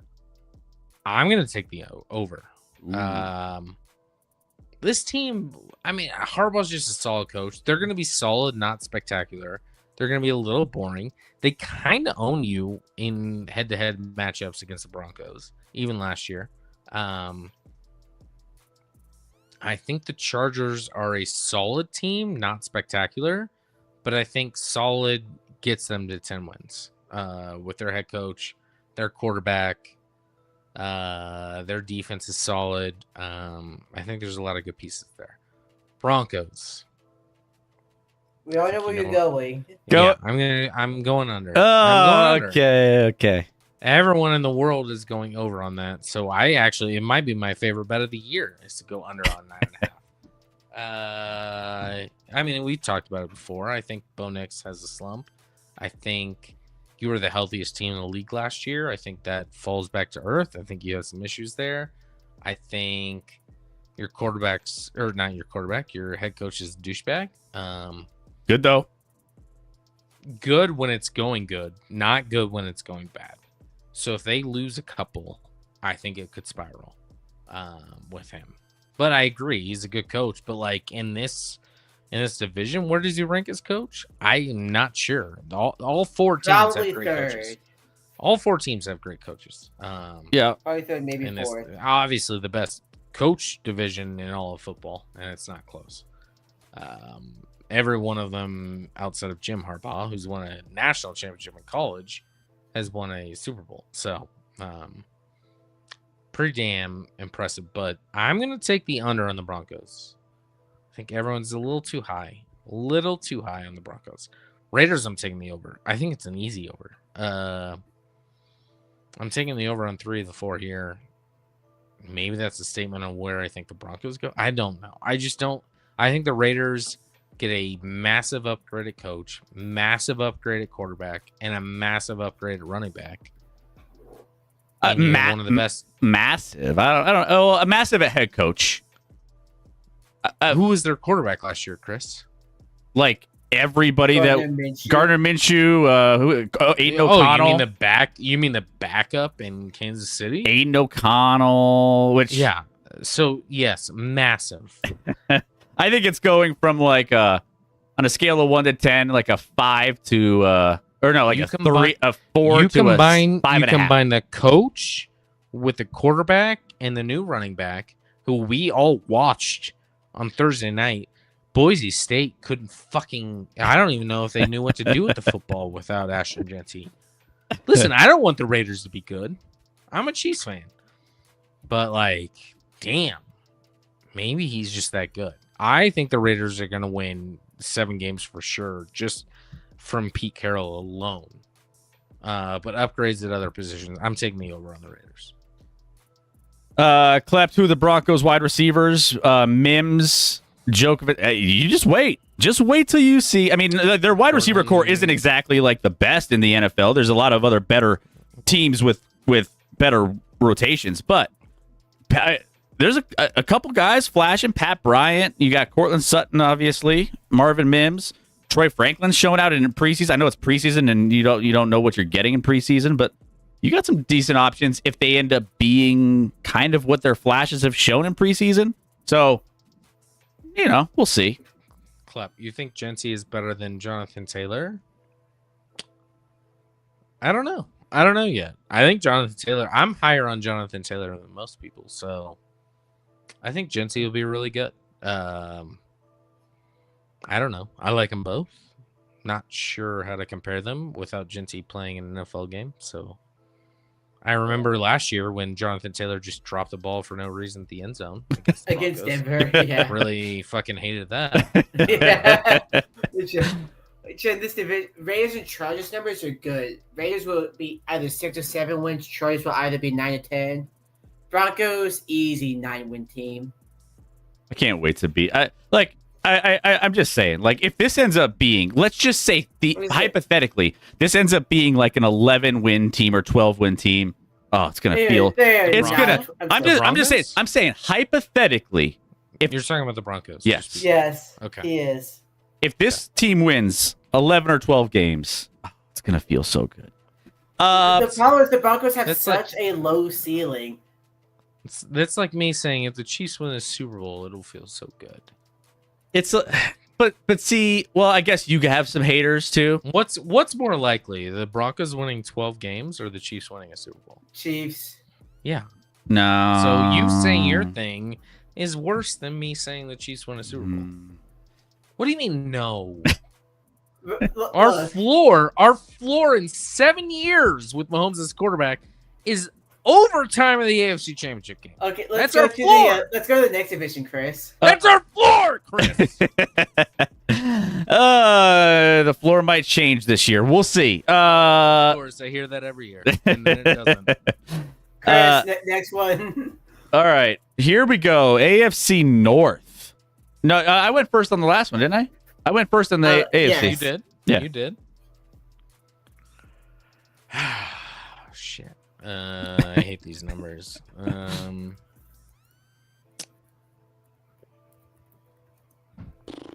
gonna go. All right, I'll start at the top with the Bengals. They're just at the top there. I actually need to make sure. I think I made my picks today. I'm pretty sure I had the Bengals making the playoffs. I think the Bengals. Listen, I know their defense is gonna suck. I understand that. Their offense is going to be really good, though. They're going to win games. I don't think that's a recipe to win in the playoffs, but I think they can slide into the playoffs. So I have the Bengals over 9.5. I think I have them. I think literally as the 6 or 7 seed. I can't remember in the AFC as a wild card. So to get there, you got to get to 10 wins, right? So yes, I will ride that train, and the Bengals get to 10 wins. Despite my hatred for them. Ravens. 11.5 is like a really solid number.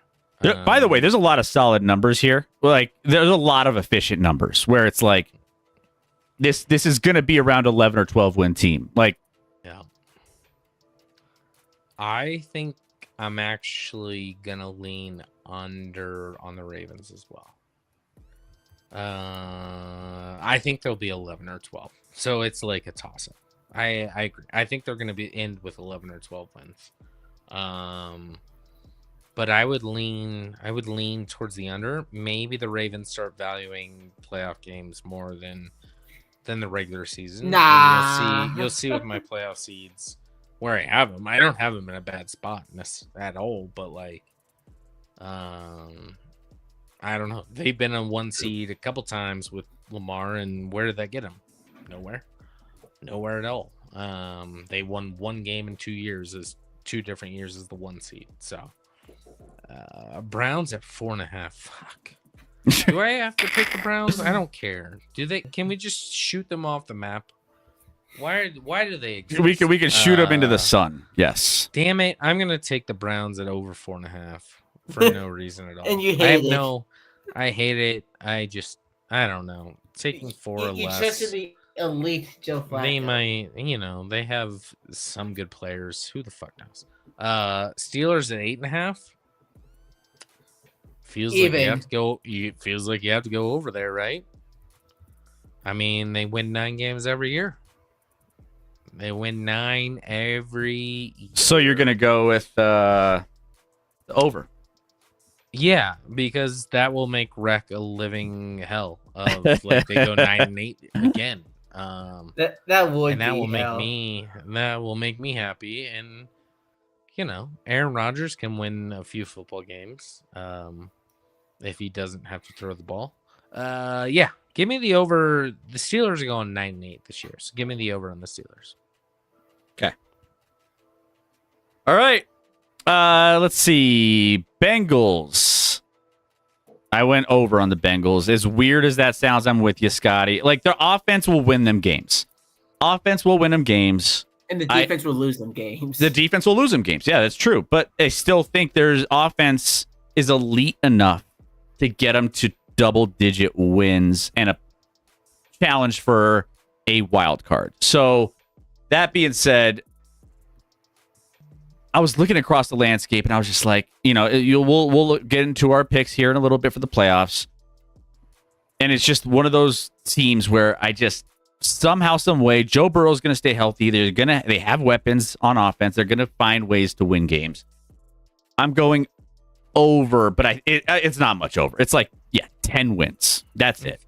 In a true straight up format, and they obviously played at the end of last year, but like, do you think in a playoff game, all pieces available, everything available, who wins between Cincy and Denver in your mind? I think Denver has a good chance to win that game. I would hate to watch that game as a postseason game. The offensive line. You didn't really answer. I would take Denver.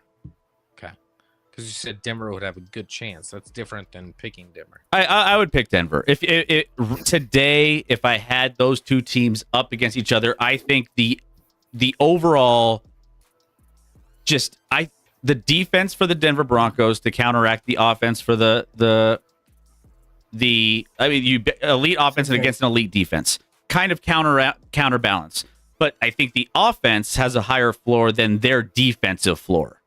So that being said, I would take Denver. Okay, I would take Cincy, but it's not.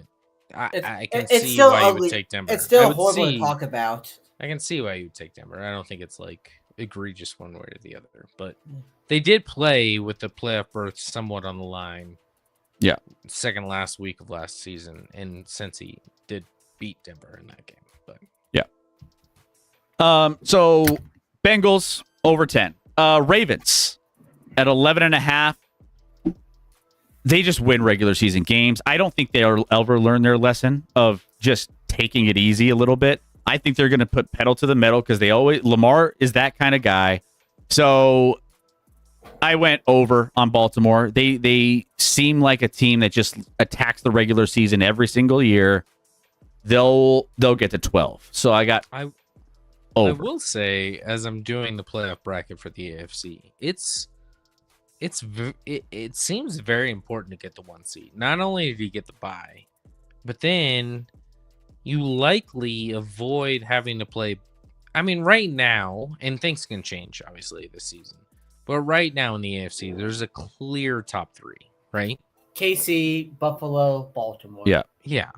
So if you can avoid having to play both those teams as the 1 seed and then get the whoever survives at home, pretty good situation, right? Yeah. So like, there's a big benefit if you get the way to the being AFC the 1 South seed. or the Chargers somehow. Yeah, you're not that those teams can't be good, but like right now on paper, avoiding having to play Buffalo or Baltimore or Kansas City in that second round, whoever you are, is a big advantage. Now, granted, 2 years ago, obviously Kansas City went on the road and beat Buffalo and Baltimore. No one asked. It's fine. No, I think people did. I think people asked. So, Chris, Cleveland. Cleveland. By the way, spoiler alert, you're kind of describing how the certain path for a certain team for me later. So Cleveland. So this is a weird one because like the line was 5.5 for the longest time, and I was like, I would probably go under 5.5. When I pulled this up and built this graphic today, the lines across the board were 4.5, and I was like, 4.5 is a shitty number for Cleveland because can they win? Should they be able to win 5 games? Yes. Here's my thing with Cleveland. It's like, how long is Joe Flacco going to be in there?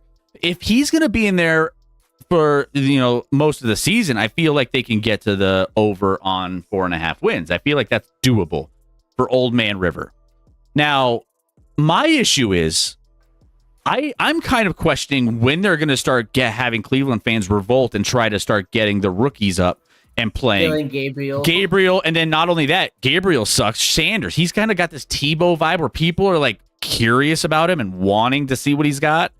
Is he the guy? It's not curious. It's an outright fucking obsession. And here's the thing. I think that's going to be the whole turmoil. And they're going to be trotting out rookies. I feel like, what are we, week 4 or 5? Week 6 maybe? And they're going to be losing a ton of games. It's not going to be pretty.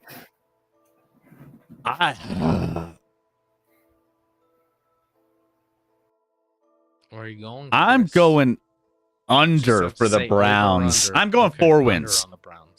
It sucks, but like, but again, if Flacco's in there for a long period of time, I just think there's going to be a lot of moving parts with how they handle that situation. So I think it's how it's going to be, and they're going to want to see what their guys got.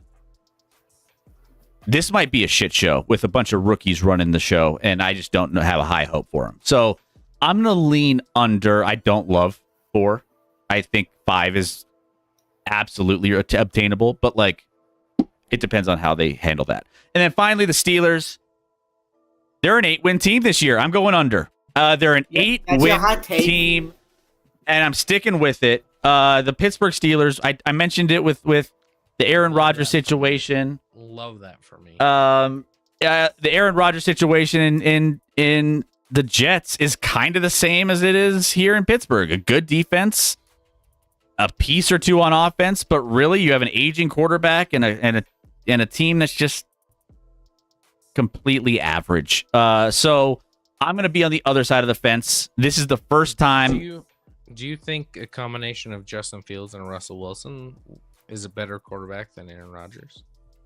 I mean, Aaron Rodgers is in the back end. Like, he's not good. I'm saying that as an honest question. I wouldn't disagree if you said it either way. I'm just asking. Yeah, I just the what we've been watching out of Aaron Rodgers over the last year and a half, it's been bad. So, but you aren't a Russ believer either. But Russ somehow won games. But yeah, I don't know. Either way, I'm splitting hairs here. 9 wins, 8 wins. I just think the luck runs out, and they're still perfectly average. They're just on the losing side this time. So 8. I'm gonna go 8. Fields was 4-1, and they benched him. Club said, "Yeah, because we 4 could and all 2, but yeah, because we could all use our eyeballs and notice that he wasn't very good at the quarterback position." But yeah, nor was Russ, but they just had that problem of not having a quarterback on the roster. I'm going to go against both of y'all for Cincinnati, and the only reason for that is that they always start slow. Yep. They do. But then even when they start slow, they usually end up with pretty good record. Which is so. I think they start off 1-5 this year. Whoa. 1-5 with a healthy Joe Burrow, because he's healthy right now, right? He was healthy last year too. No, and they still started like 1-3, 1-4, something like that. I thought he was battling some stuff like starting early in that season, if I'm not mistaken. 1-5, and they don't even have that hard of a schedule to start. Yeah, I agree, but yeah. Browns, Jags, Vikings, the first 3 weeks. Yeah, I think they only win one of those games, and the one they win is at Minnesota. For some reason, the Bengals always suck in Cleveland, especially early in the season. So Listen, I'm taking Cleveland that game. I will absolutely cheer for that. I will not ever cheer for the Bengals. So I will cheer for that, but yeah. And then I can't cheer for a team that doesn't even have an airport. Like, and then, and then after week 3, you got Broncos, Lions, Packers. I think that's 3 losses right there. Definitely 2 to the Lions and the Packers. I don't know about definitely, but at best, after week 6, they're 3-3. That's their ceiling after 6 weeks. I don't agree that that's their ceiling is 3-3. Yeah. They could easily win the first 3 weeks against the Browns, Jaguars. They could if it wasn't for Zach Taylor not understanding how before football works and how to get his team ready for a season. Yeah, I don't think their ceiling is 3-3. I think Look, their it's ceiling not, might be 5-1. Frankly, Captain Irvin. Rick, it's not hating. It's the fact that that's how the Bengals have been the last 6 years. They always historically, and they're aware of it. They talk about it as players. Even if they win, they haven't fixed it yet. But even if the Bengals win a couple games that they have been losing in the beginning of the season, they're still going to be in a spot where they're going to finish the season on a high note and be in the mix for a playoff position. Yeah, I 100% agree. They do, towards the end of their season, have a stretch of Ravens, Bills, Ravens in 3 weeks. Ooh. Yeah, I have the Bengals winning the last 4 games to get them to 9 wins. They do. So I think they're a 9-8 team again. But guys, for all you guys, Black Market's just joining us. Black Market, join in on the links. We have all of our hit that follow button, by the way, too. All of our contest links are in the chat. Be Pick'em, our Survivor, and our Super Contest, all free. Click the links. All the passwords are there. You have them at your disposal. So go in, register. You have to get in. It's going to be fun all season long. And then we're going to do a lot of trash talk and have some fun with you guys. So make sure you join in. All right. So Rex against us on the Cincinnati Bengals. Okay. Yeah, just because they start off very slow as they have in the past. The problem with the Bengals is that Chase didn't want to play until a contract last year. Burrow had wrist issue. Yeah, that's what it was. It was like some wrist stuff, wasn't it? He hit his hand on the helmet or something, or maybe I'm thinking of I don't know. Either way. Might get hurt again though. Yeah, he's injured. If they stay healthy, they'll hit 10 wins. So even with that garbage defense, they're good enough. Offense wins games too. You know, even if you can outrace some teams, if their offense isn't as good as yours, it doesn't matter. Like you're putting up, you know, just boat racing teams. All right, I think we have one division left. Yep, and it's another ugly division. All right, here we go. Don't sleep on Mike Gesicki. He's the new Kelsey. He's the new old man. Mike Gesicki is the new Kelsey. It's those are two names that are not close to each other in a lot of circles. I don't even understand what you're saying. They play the same position, but that's the only similarity. And they're both Caucasian. That's it. We have our predictions for the playoffs coming up after this division, so don't you go anywhere, please. Join in on the contests. This division looks bleak. It's because it is. True. All right, let's dive in. Is it you or me first on this one? It's you, Chris. Okay. Jacksonville Jaguars. It's the resurgence. It's the renaissance of old sunshine. I'm going over. Renaissance. I'm going over on the Jacksonville Jaguars, over 7.5. they've had some rough seasons. And last year, I predicted exactly what happened. They would finish last in the division and start out 1-5 and finish last in the division. That was a hot take, and it ended up happening.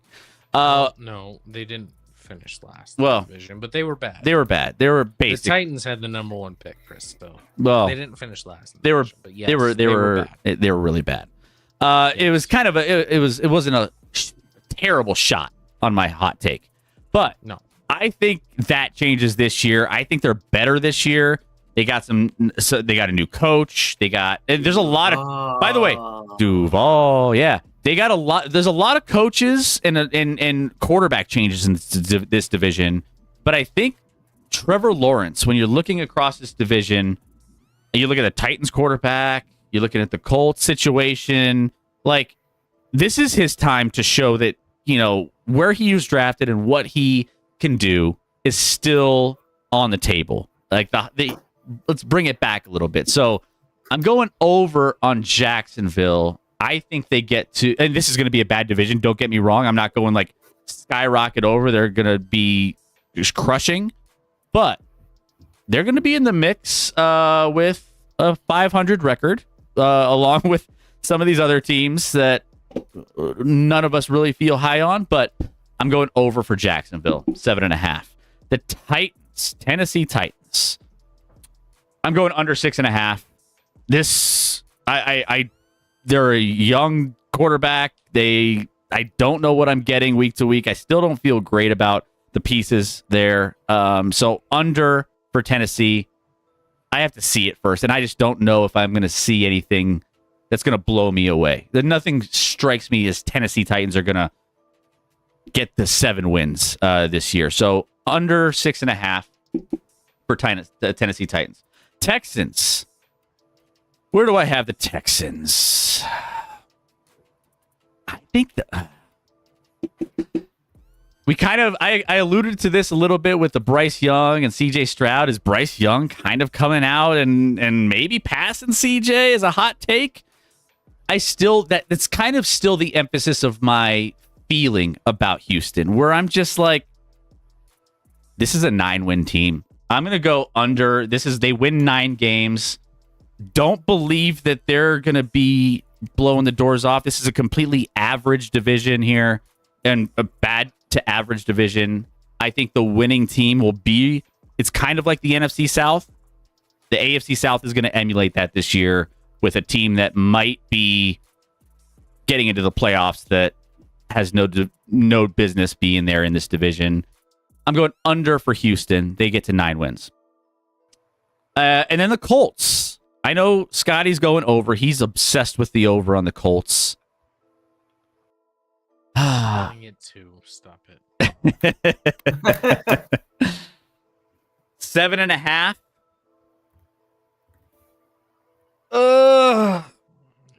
Take the under. They're an average team to slightly below average team with a couple quarterbacks that are. Take that under. I dare you. With a couple quarterbacks that are just like. You got Richardson, you got Daniel Jones, who can elevate him a little bit this year. What did I say? I said Jags over, Titans under. Jags over, Titans and Texans under. Titans. You can go under on 3 teams. Especially in a shade division like this. Yeah. No shame in that game. This is one of the tougher ones for me in the sense that, like, I think this is either an 8-win team or a 7-win team. And I'm just... With Daniel Jones. With Daniel Jones. And Kleb, Scotty loves Daniel Jones. He loves him. I do. He's my favorite quarterback in the league.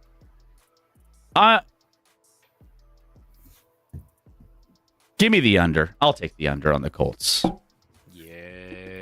Yes. That's what I wanted to hear. All right, Scotty, what you got?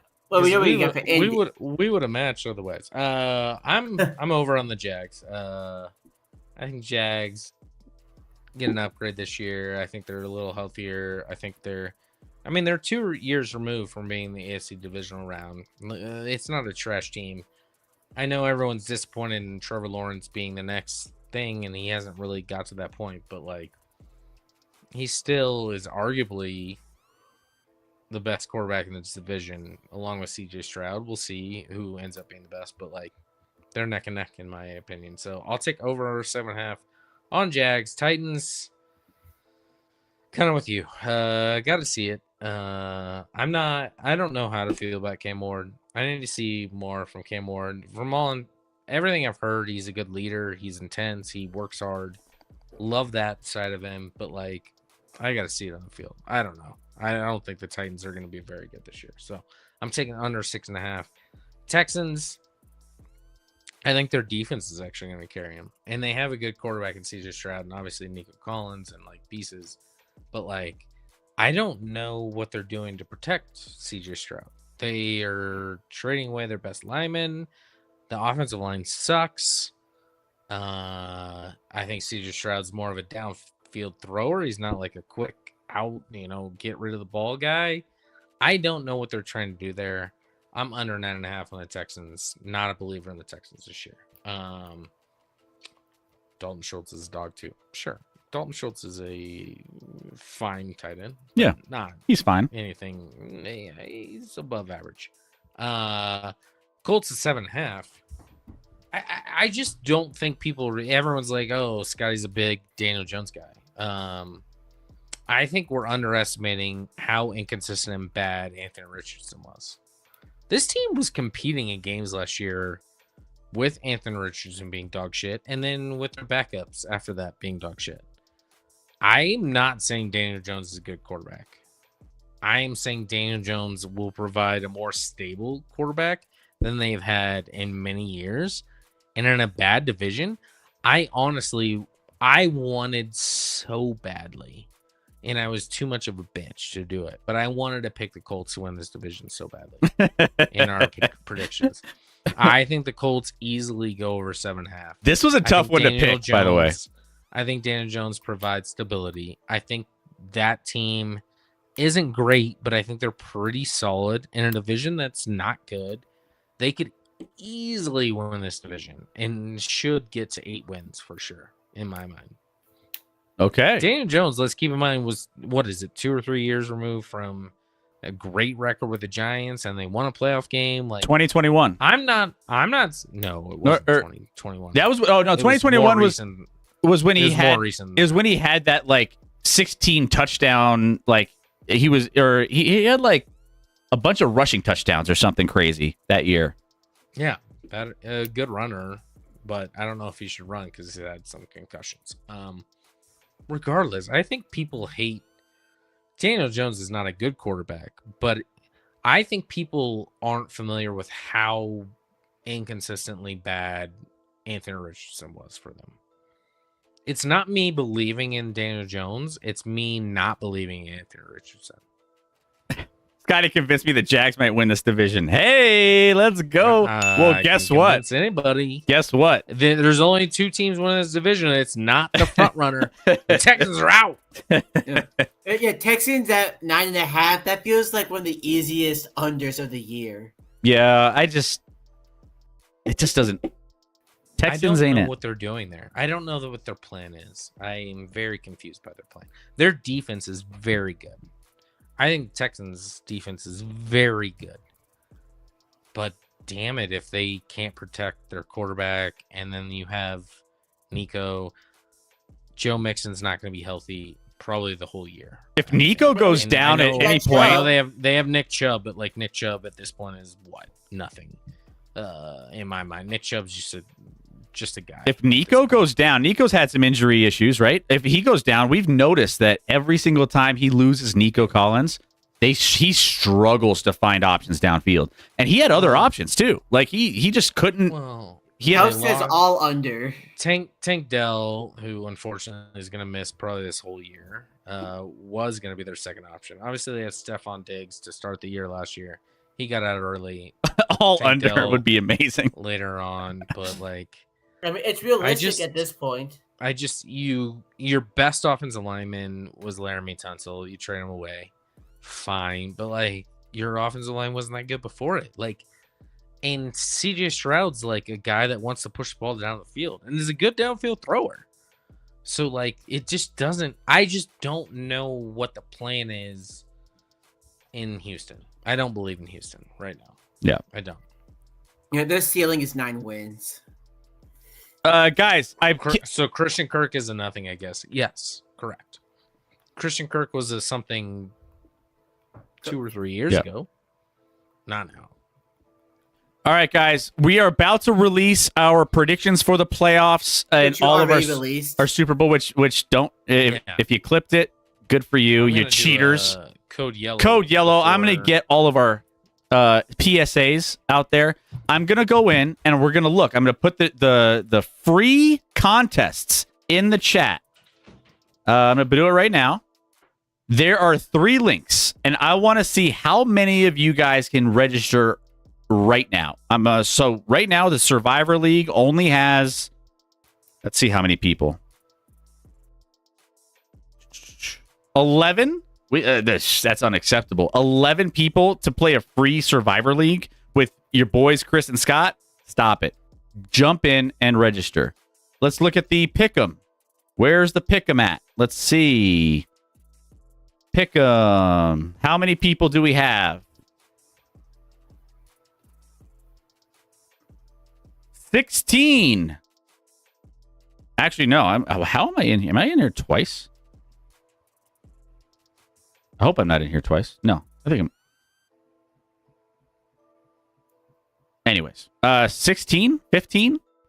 I might be in these twice accidentally. I just registered it twice, so there might be a couple of. Good job, Chris. Yeah, I'll just delete You're ruining everything. I'll delete one of my entries. I'm trying to make the numbers look better, guys. Jump in and play. Showing that I can't count, I guess. Are you showing, Diacola? Let's see. I don't see you. Oh, yeah, I do. I see you in here. Yep, you're in here. And then there's a super contest. Make sure you guys join in. The super contest is a different one. It's a different one. That's against the spread. The survivor is picking all of the every week you pick one team to keep going. You can't pick them again. And you see how long you can make it. I don't even know what I'm joining, but I'll join. There you go, Clep. That's the attitude I want to hear. What's the G2G? What's a G2G channel? What's going on? Who's your team and where are you from? Like to get to know you a little bit. We have some free contests that you have to get in on. It's free. You could win. You have to, or you will be fined. Yeah, or you know. At least be there so you don't get fined. If you enjoy football and if you enjoy contests of like, you know, pick'ems and things, just like having fun, fantasy football stuff, you're going to love this. So join in. By the way, our Discord, if you're having trouble with anything, there's the Discord channel. So you could go in. Rec moderates that as well. He'll keep tabs on anyone who has questions. Fantasy football is going to be doing some outreach tomorrow. So we'll be getting that going. Let's see. Nice to see another sports streamer. Cowboys feeling a little hurt. Hey. Yeah. Yep, Cowboys. But we got the over. Scotty and I both like the over on the Cowboys. So we feel like they're going to be in a good spot. Not a great spot, but I actually think they're better off hitting their under, but they're not going anywhere with their overs. So they'd be better off actually losing. But another sports streamer. So shout out to G2G over here. Welcome in. Good to have you. But guys, hit that follow button if you're new. Let's go. Oh, just like that. Let's go. Thank you, G2G. So thank you for that follow and join in on all our contests. It's free, and we have Action Lab hoodies, we have Action Lab hats, we have pint glasses, we have all sorts of cool prizes that we give out. So make sure you tune in, and if you win, we will hook you up. We gave out jerseys for the super contest, so go check that out. Even though this guy doesn't like to actually shut up. I do. Just not to the losers. The losers I take my time with. Can Sky sign my jersey when I win? If you want it to lose value, no, I'm just kidding. That will actually. I'll do it for you, Clep. Just yeah. For you. All right, Clep. If you win, I don't do that often, but for you, Clep, I'll do it.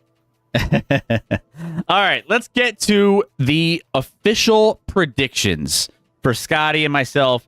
I don't know which one's coming up first, so I'm just gonna go with it. And if the Chiefs win, you know whose it is. Well, we don't, and we have to announce who it is because I don't think we have a graphic showing who we picked, but we will talk about it here.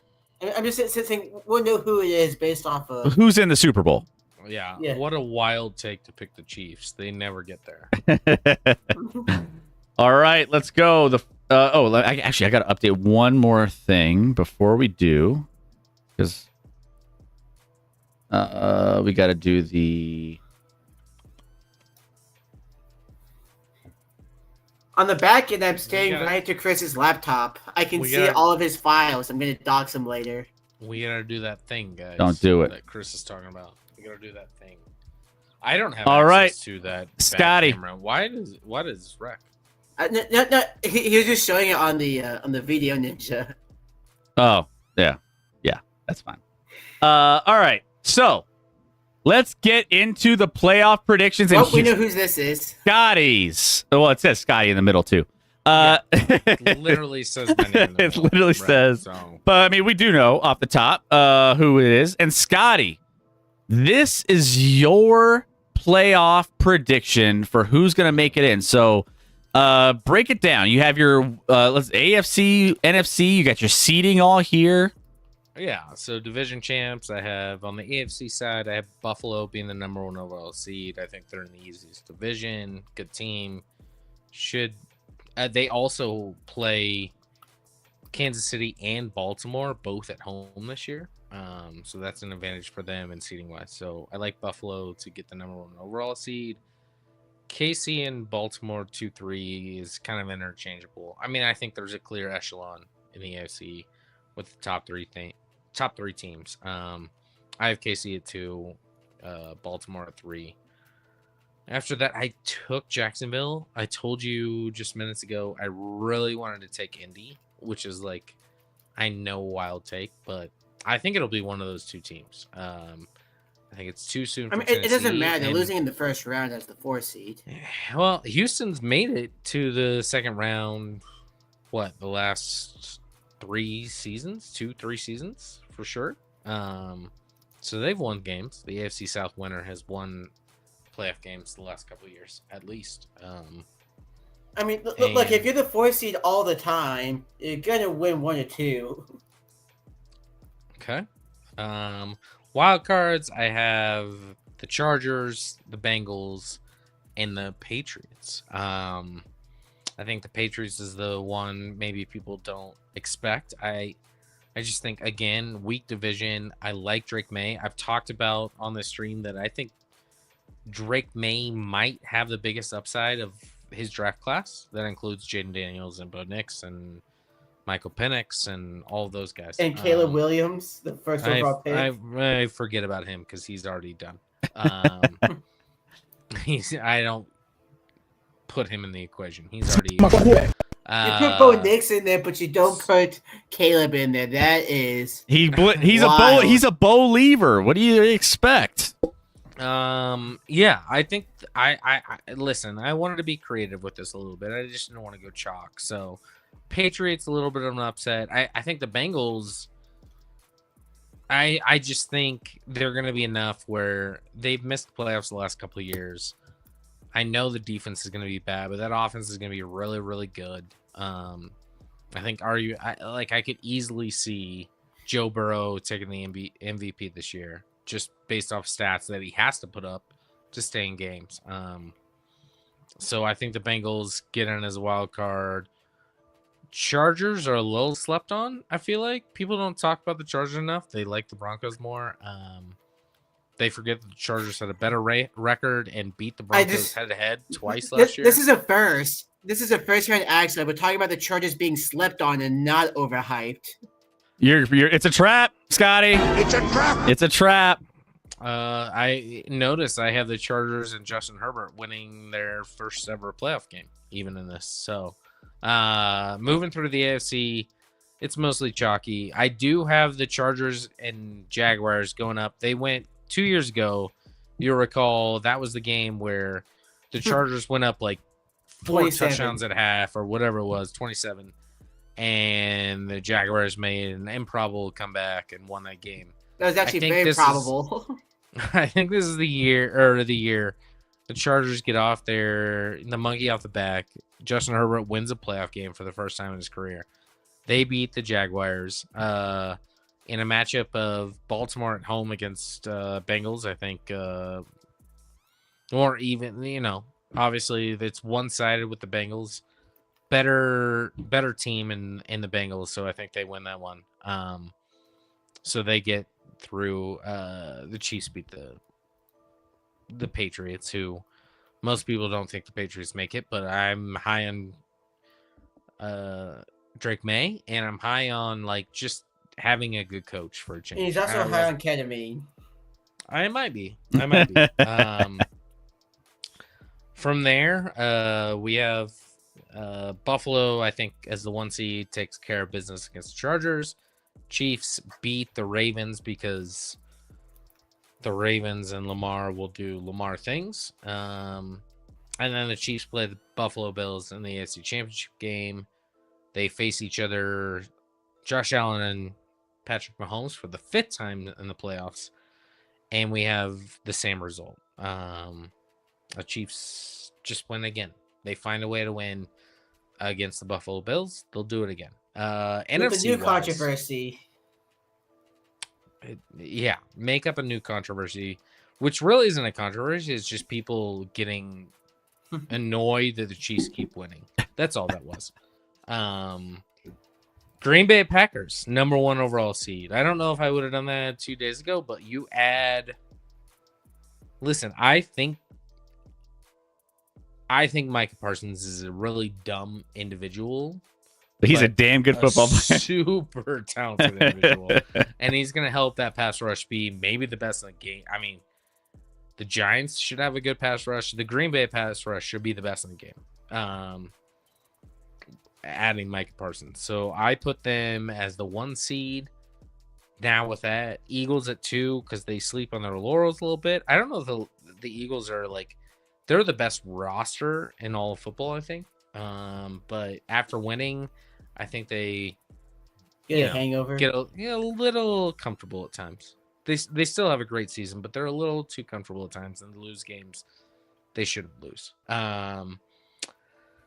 I think the Rams take the NFC West over the Niners, who have as a wild card team. I think if Matthew Stafford stays healthy, you have Puka and Devontae Adams, and I think McVay is a phenomenal coach. I want, when Reed retires, I want him to take over for the Chiefs. I would choose McVay over anyone else. That's how high I am on McVay. So I think the Rams are going to be really good. Rick. NFC South, I was conflicted on. We're the ATL Lab. I also think I think there's 3 teams that could literally win the division. I took the Bucks just because that's the most easy choice. It's safe. I tried, yeah. It's comfortable. I know what you're Baker's the best quarterback in that division, most proven for sure. They're getting older, so I don't know. I have Atlanta as a wild card. And again, I want to pick Carolina, but as I said on our last stream, they gave up the most points defensively in NFL history last year. So I don't know how I can pick them. I just can't do it. Even if I like them, I can't do it. And the Saints are going to suck. So I picked the Bucks to win the division. Wild card wise, of the Lions, top wild card. Obviously, I don't even think that's a bad thing necessarily for the Lions. I think them focusing on postseason play, you watch them dump everything in the regular season and be the best regular season team in the world and then get injured because of it. Maybe they pull back a little bit and realize the playoffs are now where we need to prove our point. And they easily could. But they lost both coordinators. Everyone loves Dan Campbell, but Dan Campbell's not an X and O guy. I think he's more of just a rah leader of men and give you the confidence that you need. But like, you need X and O guys, which they lost on both offense and defense with their 2 coordinators getting head coaching jobs. So that's why I put them at 5, and we'll see where they go. 6, San Francisco. They lost a lot, but that team should be still solid. I still think Shanahan's an upper echelon coach. They squeak in. And 7, I just did ATL Lab. At one point, I had the Cowboys. Maybe and then Micah Parsons happened. Prior to this trade, I probably had the Cowboys here. But we're ATL Lab, so I'm like, That's right. Let me rep. You're repping. Rep for my boys, because Chris will fail us. He won't rep. So I'll rep for our boys and be ATL Lab. But there's, in my mind, only like 3 teams in the NFC that can actually make the Super Bowl. And it's spoiler. It's Green Bay's Green Bay. Green Bay. It's Philly. And it's there's probably 4. Detroit. Green Bay, Philly, Detroit, and LA. Those are my 4. I don't see another team making it. Yeah.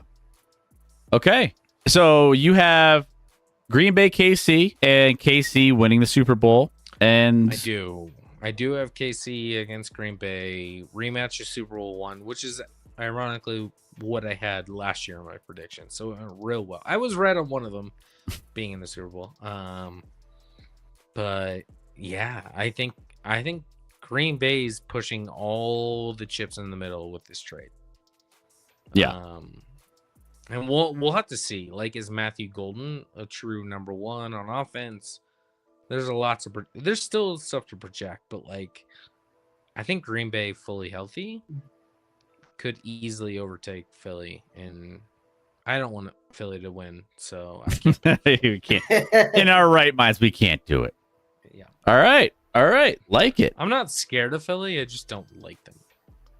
My wife went to school in Philly for college, and they're just obnoxious people. Nice, but like obnoxious. Like, they're so overly arrogant. It's wild. All right. So there you go. Scotty's picks. Joe Quills, what college? She went, no, not Temple. She played college volleyball at LaSalle, actually. And we have an obnoxious Scotty. Well. Yeah, I mean, you're not wrong. Maybe I fit in with them, but maybe that's why I don't like them. Like, I'm not used to other obnoxious people. I'm not sure. All right. Well, let's get to the other picks that we have. And then people have been like clamoring for Rex picks. We'll let Rec pick. We don't have a graphic for Rec, but we'll let Rec go. Who was clamoring? There was Clep was earlier. Clep was asking, and I'm kidding. And you know, yeah, he's prove him wrong. We'll go. Rick, we'll get Chris's first. Rick ain't graphic worthy. Yeah, we can't. We only have so much time. All right, we have some overlap here, Scotty. Maybe a couple little tweaks, but let's go ahead. I made my picks before you sent mine. Yeah, or sent yours, I should. And we actually overlap. We had so Jacksonville is our 4 seed in both of ours. We have Jacksonville winning the division, Scotty. Which, you know, I was going back and forth. I was like, I just don't. I had Tennessee I had not Tennessee. I had a Houston in there, and I was like, I just don't fucking believe in Houston. I just don't. You can't do it. I can't do it. So I went with Jacksonville, but they crept in there. We both had them as our 4 seed. So let me start out in the AFC. 1 seed is Baltimore. I think that they still continue to just attack the regular season as they always do. They'll find a way to be the 1 seed again. They'll find a way to get ousted again. The number 2 seed is Buffalo. Buffalo will be at the bottom there in the bracket. Number 3, the Kansas City Chiefs winning the division in the AFC West. And then we have the 4 seed Jacksonville Jaguars winning their division. I do have 3 teams from the AFC West represented in the AFC side of the bracket. So the Chargers end up finding their way in along with the Broncos and the Bengals. The Bengals end up creeping their way in. We talked about them that around that 10 win. It's just enough to have them in there as the 7 seed here for the wild card spot, but that's not going to last long. The Chargers, good enough. They're going to be around. I just looked around the AFC and I was just like, sure, Chargers can get in. They have a decent coach, or it's the best coach division, and they have some good quarterback play in that division as well. And then the Broncos at the 5 seed. I think this can be a 10, maybe 11 win team at the most. I'm kind of thinking that's going to be their ballpark, enough to make the playoffs here. So that being said, I think the Broncos are a better team than the Jags. They beat the Jags. And then the, let's see, what do we got here? Chargers against the Chiefs. Chargers can't hang. Chiefs win. Bengals and Bills. Bills take care of business. Bengals can't figure that out. So then we have the Ravens and Broncos and the Chiefs and the Bills. Ravens choke. I just find a way. They just find a way to choke against a really good Denver defense. It's not going to be a high scoring offensive affair. Ravens games tend to struggle in the playoffs offensively. I think the Broncos defense has a decent chance to slow down the Ravens when they start sputtering and start choking a little bit. And then I think you just got to manage the game from the offensive side of the football. Broncos win a close one there. The Chiefs end up losing to Buffalo. Buffalo finally gets over the hump here and beats the Chiefs in this game, Scotty. 0-4 in the playoffs thus far. But sure, let's just make up. Let's make up a scenario where they win. Why not? The Josh Allen finally. I mean, we already have exercises. A made-up scenario where the Broncos make the AFC Championship game. So let's keep it going. It's and then let's make fake news here. And then you are clinically insane with that. I hope you know. No, just wait. This is permanent. This is happening. This is what? This is permanent. It's what's going to happen in stone. But here's the thing: Broncos can't do it all this year. They're going up against a team of destiny here in Buffalo, and Buffalo ends up a team of destiny, knocking them out of the playoffs for the second straight year. Buffalo goes to the Super Bowl. Other side. Went kind of chalky here. I just realized after I submitted these, I was like, this is exactly the same Super Bowl or same playoff bracket as last year, or same teams, I should say. Green Bay, Washington, San Francisco, LA. Well, the other side was only. Oh no, there you have 2 different teams. Okay, I have a couple different teams in there. But yeah, and then I realized I kind of screwed up. But Washington, they're still gonna be competitive. We're low on Washington, but they're. Like, if I'm choosing between them and, like, an NFC South team, I should have gone ATL Lab, but I just was like... You should have, but you didn't. I didn't. I just went with them. Green Bay in the 2 seed, San Francisco, 2 teams represented from the NFC West, San Francisco and LA. Then you have Tampa and the Lions. So, obviously, I got the Lions moving on, and then you have the Rams moving on out of those matchups. San Francisco, I do think, is going to be there, but like I just think the Rams might be if the Rams are in this position at this point in the season, I think they have a good chance to win that game this time around. So I would take the Rams there. Then I got Green Bay. Green Bay is gonna go crazy this year. A lot of people, I don't know why their odds probably aren't a little higher than they probably should be, but after you get Micah Parsons with the S. Michael Parsons. Michael Parsons is now Micah Parsons. So he's actually turned back to his original self in Green Bay. They beat the Lions, who at this point I think they just can't catch a break. They just can't figure out a way to beat the teams they need to when it matters. And there's another heartbreak for Detroit. The Eagles find themselves in the 1 seed. They're just too talented. They're just going to win a lot of games this year. They're just going to go through a lot of teams in the regular season, similar to the Ravens. But I do think they beat the Eagles and Packers in the NFC Championship game. I also have the Packers winning and going to the Super Bowl. And I have the Bills winning the Super Bowl. I have the Bills winning it this year. Spoiler, I didn't say fully, but I do have the Chiefs winning. Yeah. So we both surprise. I had no idea. But judging this logo, this is the worst Super Bowl logo I've probably ever seen. It's got a weird vibe to it. It's got you have the Packers in your the logo, the LX. Why is it so bad? It looks like something. Why did they put the colors? This is a football game. I understand pleasing the crowds or whatever, but like this is football. And that is terrible. That's terrible. It looks like you would have to have like 3D glasses to look at that logo. You know those images where you have to put on those red or blue like 3D goggles that you put on at the movie theater, like But to be clear, you see on the right there, on that X, a little green and yellow mountain. Green Bay. Little Green Bay Packers there, and then you see a little red.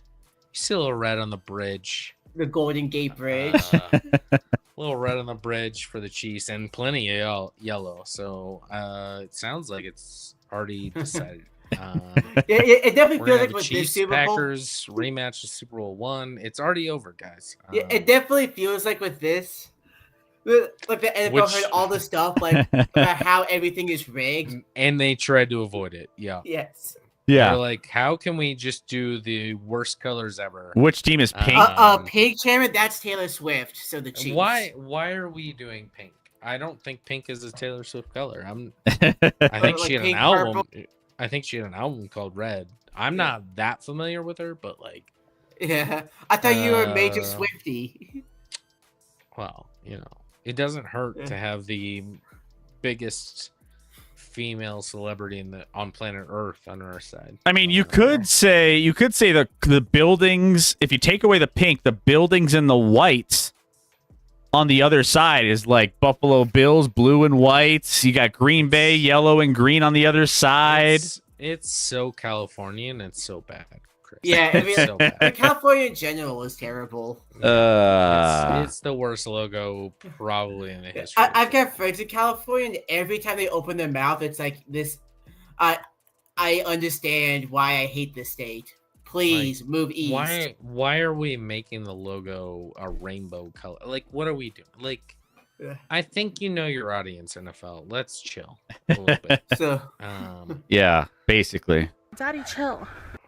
All right, well there you go. Captain, I'm impressed. You guys also picked the seeds. We did. We go all out. We do it all out. But so it makes it way harder. Rec. People want to know.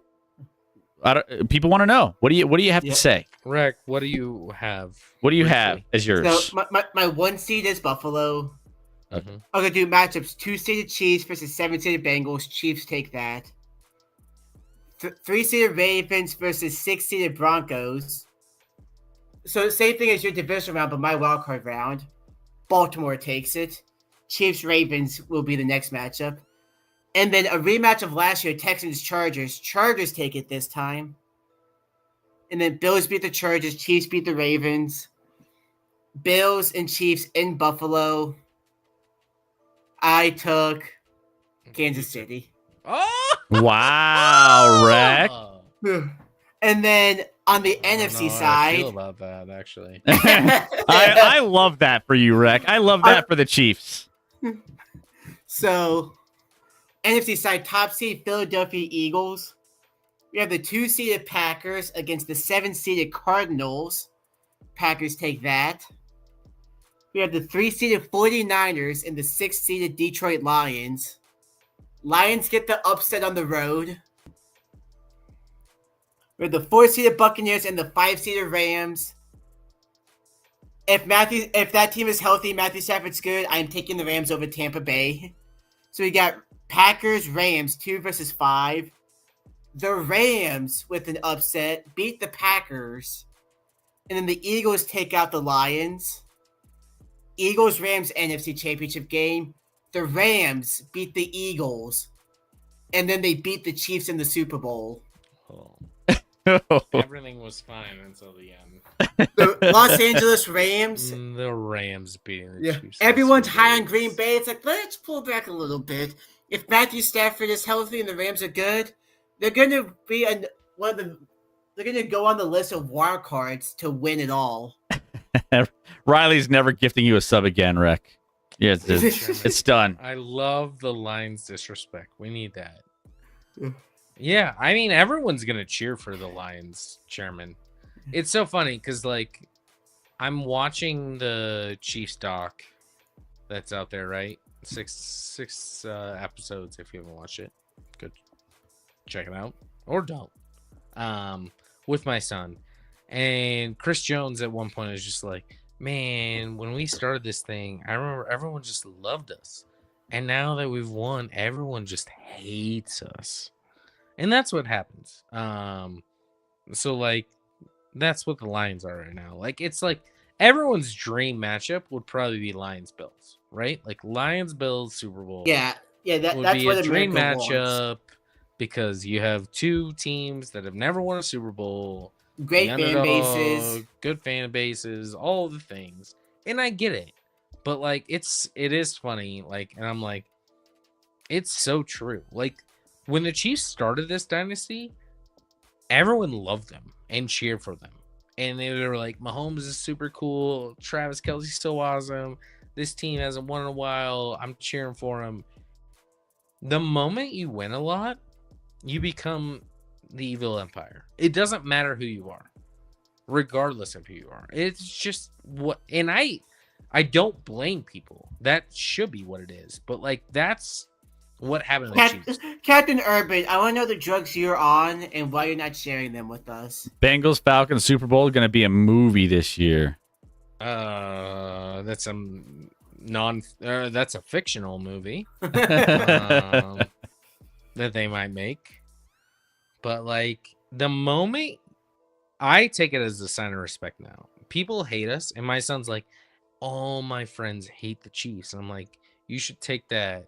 We live in Denver, obviously. I'm like, take that as a sign of respect, dude. They hate you because they want to be you. They want to be your team.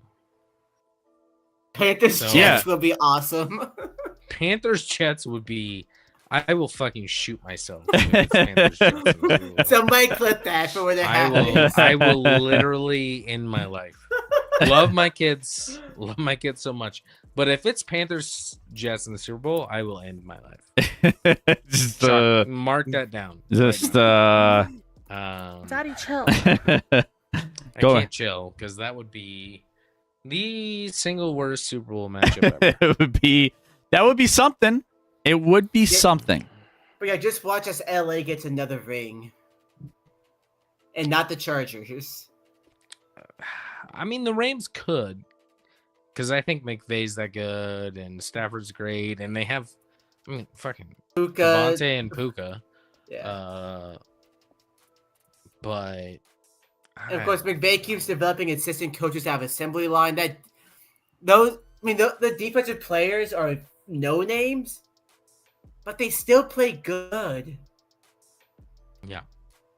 So he's gonna be the next coach of the Chiefs when Andy Reid wants to retire. It'll be Sean McVay. Sean McVay's solid. It'll probably be Matt Nagy, and then you'll end up winning 3 games a year. No shot. It'll be Matt Nagy. Maybe it'll be Spags, and you'll win 6 games a year instead of 3. I'd rather Spags than that, but Spags is such a good DC, and the players love him, so I wouldn't hate that. I would hate that.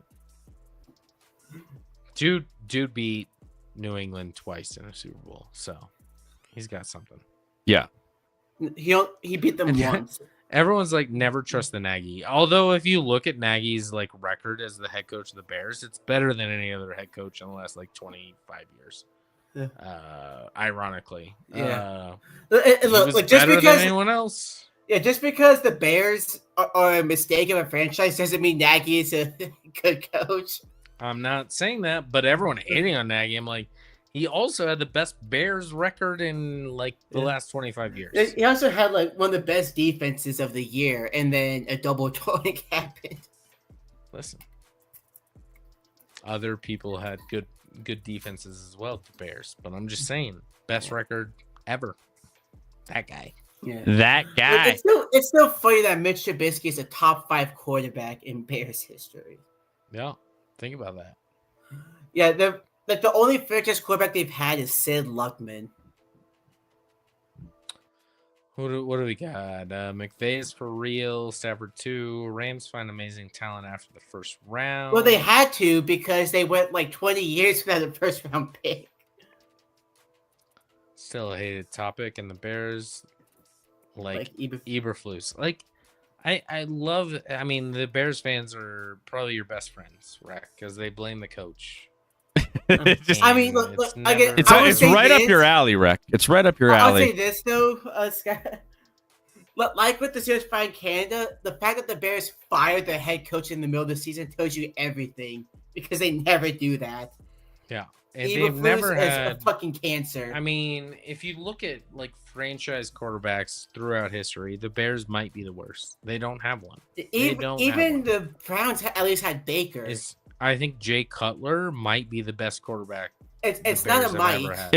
Yeah, he's, and that's sad. That's very sad. He's going to jail soon, so that tells you I think he already got out of jail, but yeah. Oh, I don't think so. I thought he just got sentenced. Yeah, he did, but it was just like 4 days in jail or something like that. Oh, I don't think he did it immediately. He's probably taking it one day at a time. No reason to rush. Yeah. In his last few years, they called him the "Don't Care Bear." Yeah, he could care or not care, and it would be the same face. Yeah. Well, and you wonder how that dude made it to Vanderbilt, and then actually got drafted out of Vanderbilt. Well, guys, we are a week away. I mean, this is the week. This is the week. We are here. Thursday. We have real football. Like, I mean, it's the Cowboys. It's the Cowboys football. It's the Dallas Cowboys. I don't think that counts as football. Cleft, we do play fantasy football, and we are doing it with the community here. We do have a. If you want in, have room. You would be on the wait right list. Right now, we might have enough, but for you gotta join the Discord, so but you if know. Not, we could. If someone backs out, you're next up. Yep, you're first on the wait list, so make sure you go check that out. Or depending if someone else joins, we could do a 10 and 12 league. Yeah, so I mean, if more people join in, that's the case. So we could do 12 teams, absolutely. So that's an option.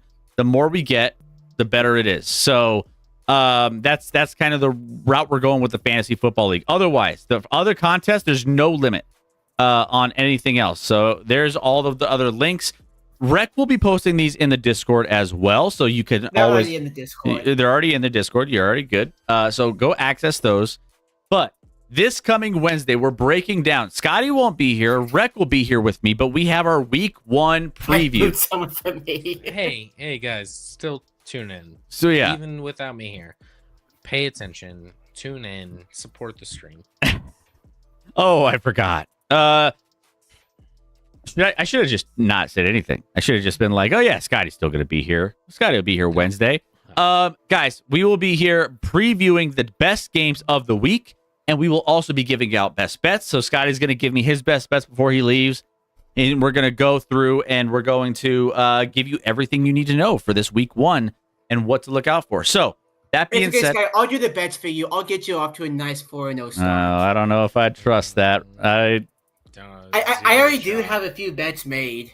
I already do have a few things locked in, ready to go. I'll send you my bets before. I can't have Rec making I can actually probably send you my bets now. And then, guys, maybe we do you guys the Lab Rats. Maybe we do a Lab Rats versus the Lab we'll think about season long. We'll play around with that. Maybe Scott and I we do our individual bets, but you. And maybe Scott and I, we do a consensus 4 picks and put it against your 4 picks. kind of like what we did, in other things. So maybe we'll play around with different ideas on that just to have some fun week to week. But either way, that's going to do it for tonight's show. The prediction show is in the books. You know who our over-under totals are, or who's winning a Super Bowl. You know what our over-under totals are. So we will track those as we go through the season. But that being said, we are going to end the show tonight and get you off to just getting ready for week 1 of football. So we will be back live Wednesday night with more, and you're not going to want to miss it. Scott's going to want to. Real life football. Piglet, stay tuned. I know you want to see me, but it's fine. They're good too. Tune in for me. I mean, what am I, chopped liver over here, Piglet? What are we doing here? I mean, I get it. Tuning for me. I get wreck, but come on. I mean, I'm just chilling, I guess. Here we are. It's Chris. It happens. This is my life, what we live in right now. Great show, boys. Thank you, SDG. Appreciate that love. We're gonna run some credits for you guys because you deserve it. Thank you guys for being here on a Sunday night. But we will be reaching out all the fantasy stuff. All the links for the contest. So I'm not gonna. We're done. If you haven't done it, you haven't done it. We'll talk about it more on Wednesday. But thank you, everyone. Evil and Joe Quills, thank you for the cheers. Thank you for the raid, Chairman. Thank you for the follow. G2G, thank you for the follow as well. Appreciate all of you guys. Thank you. We're going to send you over to a new vibe, actually. There's a guy on the Just Chatting, I Am Mellow, and he is watching movie and reviewing movies, I guess. Also, real quick, Chris, did you have Bills or Packers as your victor? What's that? I forgot your Super Bowl pick. Was it Bills or Packers? I took Bills. That's why Riley was talking about it. Oh, yeah. I didn't do the other graphic, so it's fair. I had the Chiefs surprisingly winning. Chris had the Bills. Shocker. Hey, let's go. You're just trying to get Riley to be your favorite. I'm just trying to, it's fine. It'll never happen. I'm her favorite, obviously. Here's my shock face. Yeah, there you go. We are going to raid. Yeah, he's actually throwing on whatever movie y'all want to watch, and they're watching Rio right now. So I guess You're watching a movie on Twitch? Yeah, go figure. Is that legal? Sunday night movie night. We're gonna send you over there. It's a new type of deal here, but I guess it's doable. Scotty was 13, 19. Chairman, no one asked. Nobody asked. Yeah, Scotty's picks between his betting and his over-unders last year, I will say, normally in these things, I like to be a little more bold. I like to just... Last year, he was not good at all, so take my word over his. A little more bold. I think Chris goes a little chalkier, and I go a little more bold. I'm checking that legal crap. It's fine. But I'm just saying, it wins. Chalky wins sometimes. You won. Yeah. Chalk wins. Chalk wins. More often than not. So there you go. But follow Chris, guys. Hey. Follow his picks. Yeah. Except for the Broncos making the AFC Championship. That's just wild. That's insane. Can't wait for this. Insane. Let's go. This is free money.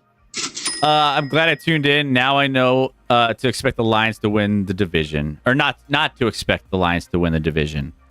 Yep.